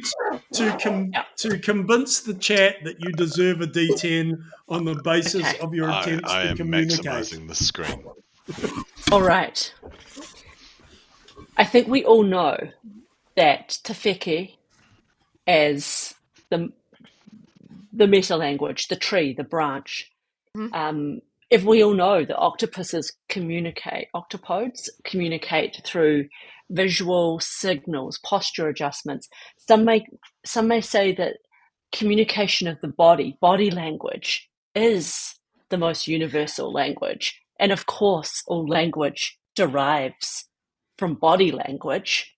What is the universal language but a smile across a wharf, or the one-fingered salute from rivals who maybe just don't understand each other as well as they could? Or maybe the meta language is the touch of a hand, or the eyes of someone who wants to get to the moon and the moon.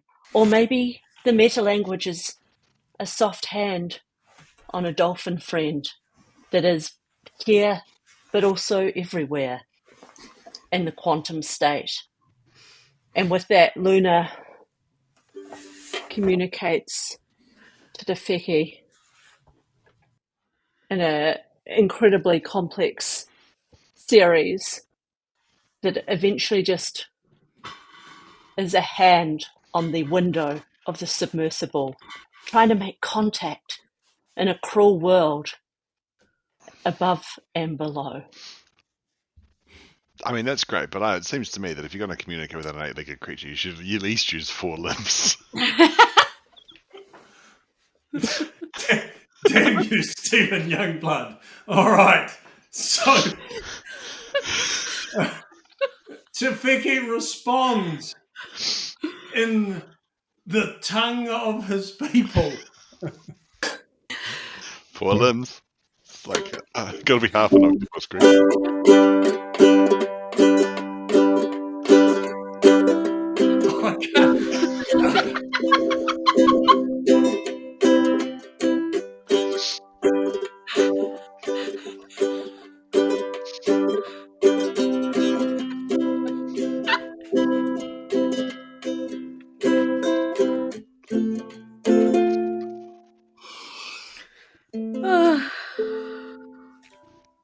And there's a glorious moment of connection, but is it enough, chat? Is it enough to earn Luna 1d10? I think they've put a explicit content on our tags because Not even Greg's blurry internet was enough to save us from that. If you guys go to my OnlyFans, there's heaps more of that content. Don't you worry. We've just absolutely tainted the show. Yeah, everyone sign up to Greg's Only Balls. With literal taint. Body language is beautiful, people. Don't let them make something beautiful. Sullying the root language of all language, the mother language. The root language. The root language. Yes, exactly. The fucking internet is forever. All right, so there we are. I think we entered hentai territory very quickly. All right, so what do you think of your? Oh man, how did we end up on tentacle porn? Because I won't back down. All right. Oh, I hurt so bad. Could anyone see the marigold in there? Yeah. And also, I think we just found out how far Greg will go. We also found the Chatham hole. Maybe he was the one that should have been called Calls Me. Something inside me has broken. All right. So I think that's a D10 for you for Luna's roll, an extra D10. We're going to get everybody else. So the moral dilemma is, calls me, will you be attempting to try and knock Tefeki, who's just made a beautiful, warm connection with Luna? Will you be attempting to knock Tefeki into the depths of the Chatham Hole, or will you try to save Skull's Diva from the octopus, therefore losing your shot at the wreck of the Marigold? Which will it be?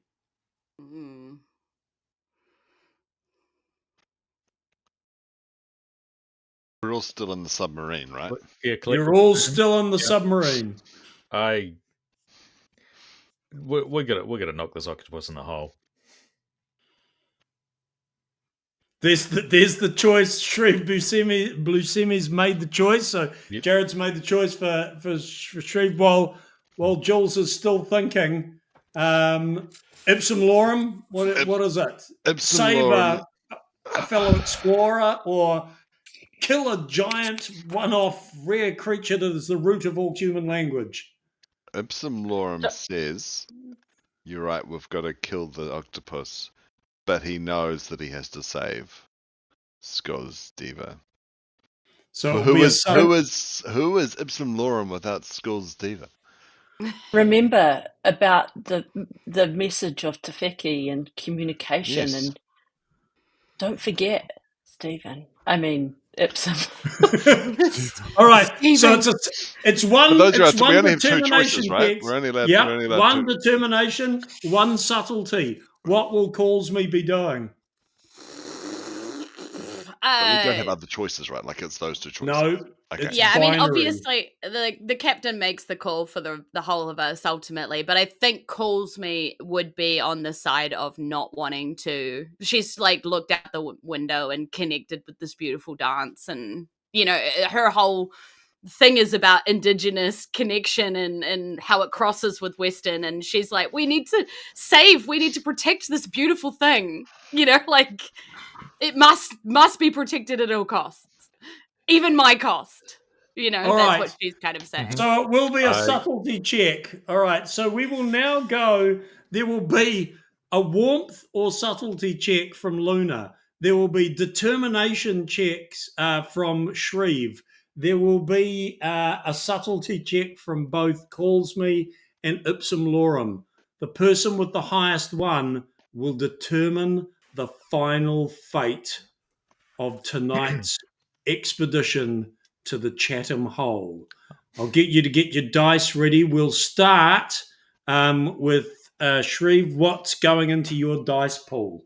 It's everything. It's everything. Excuse me. All right. So I obviously, determination. I'm going to try that. My research topic. I spent a long time studying mythical creatures such as this one. So I feel like I've got and I'm throwing the book at it. I'm going to use somehow my camera gear, and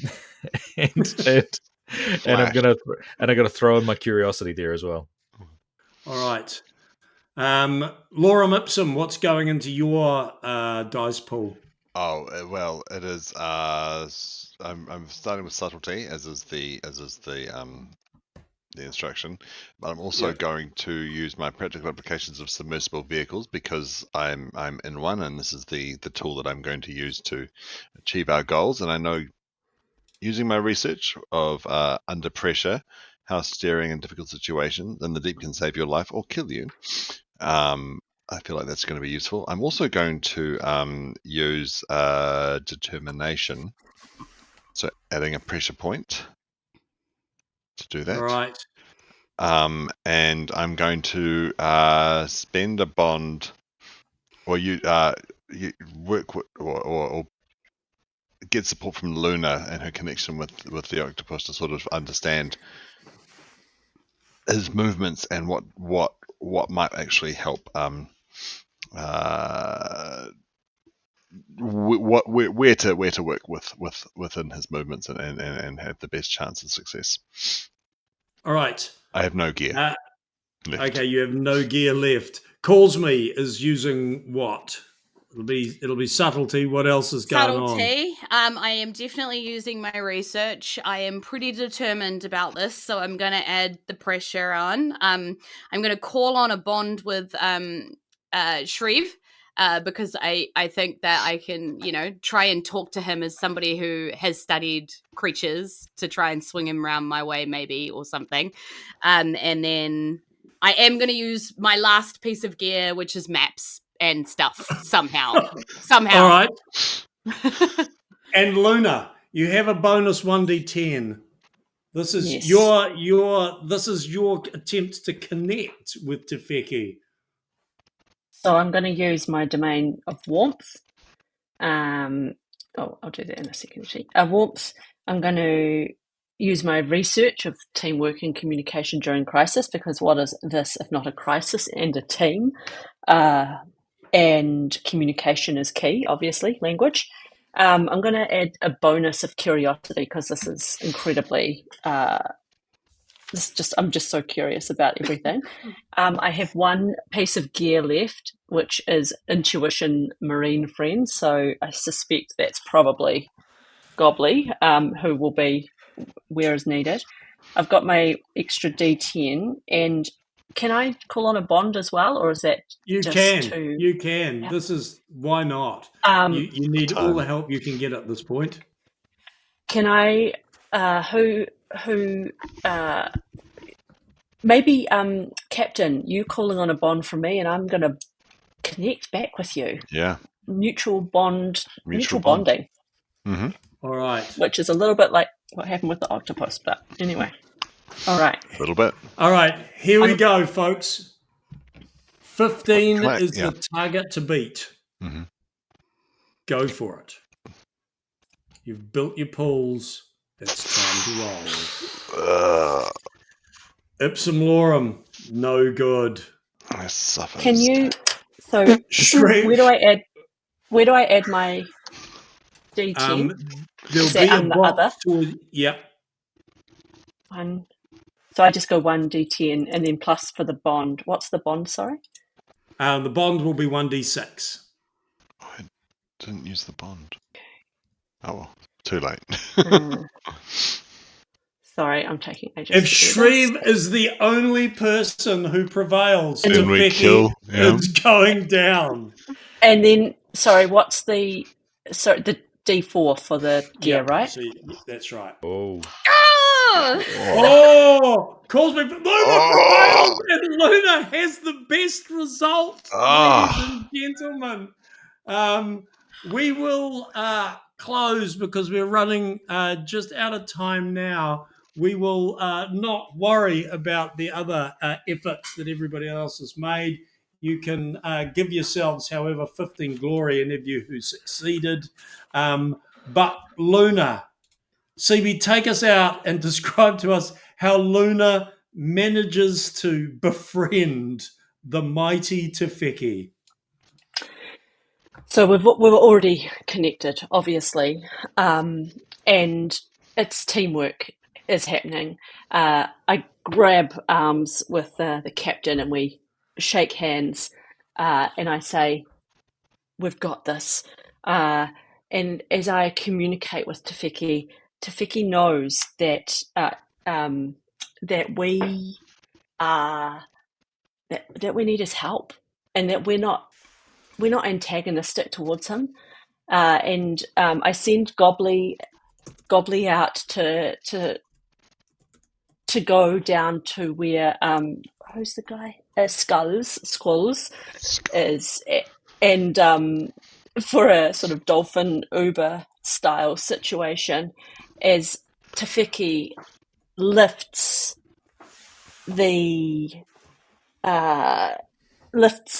it up, the whole ship, the whole marigold, up in his beautiful 8 arms, speaks the language of, would we say, holding?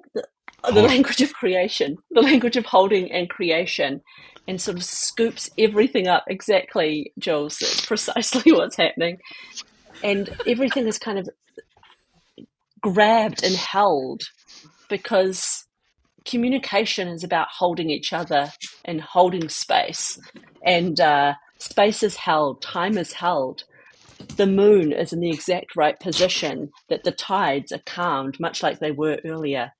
And we are all hauled from the depths of the ocean up, up, up into the air. And as it comes out, gold, we all sort of explode from the surface. Tafeki flings skulls, flings the marigold, and coins, gold coins, rain down upon us all. As Skulls flies away. Skulls flies away, and Tafeki looks and turns to us and waves 8 branches of language, and then goes back down underneath where Tafeki lives, the sea, and releases us all up to safety and fortune, I assume. Ladies and gentlemen, we've been Diceratops. This was Diceratops Dives into Odyssey Aquatica. Thanks for spending the last few hours with us. A big thanks to Tim Denee for creating this magnificent piece of lunacy that allows us to do stuff like this. Please, guys, give this a go. Do check out all the other fantastic games that we are creating here in Aotearoa. We punch well above our weight when it comes to cool role-playing systems. So please check that sort of stuff out. There's still a couple more streams to go. Koa matariki, everyone. From us all here at Diceratops, thanks for spending the last few hours with us.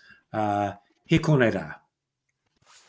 Got no beard, got no beard. Can't sing shanties if you got no beard.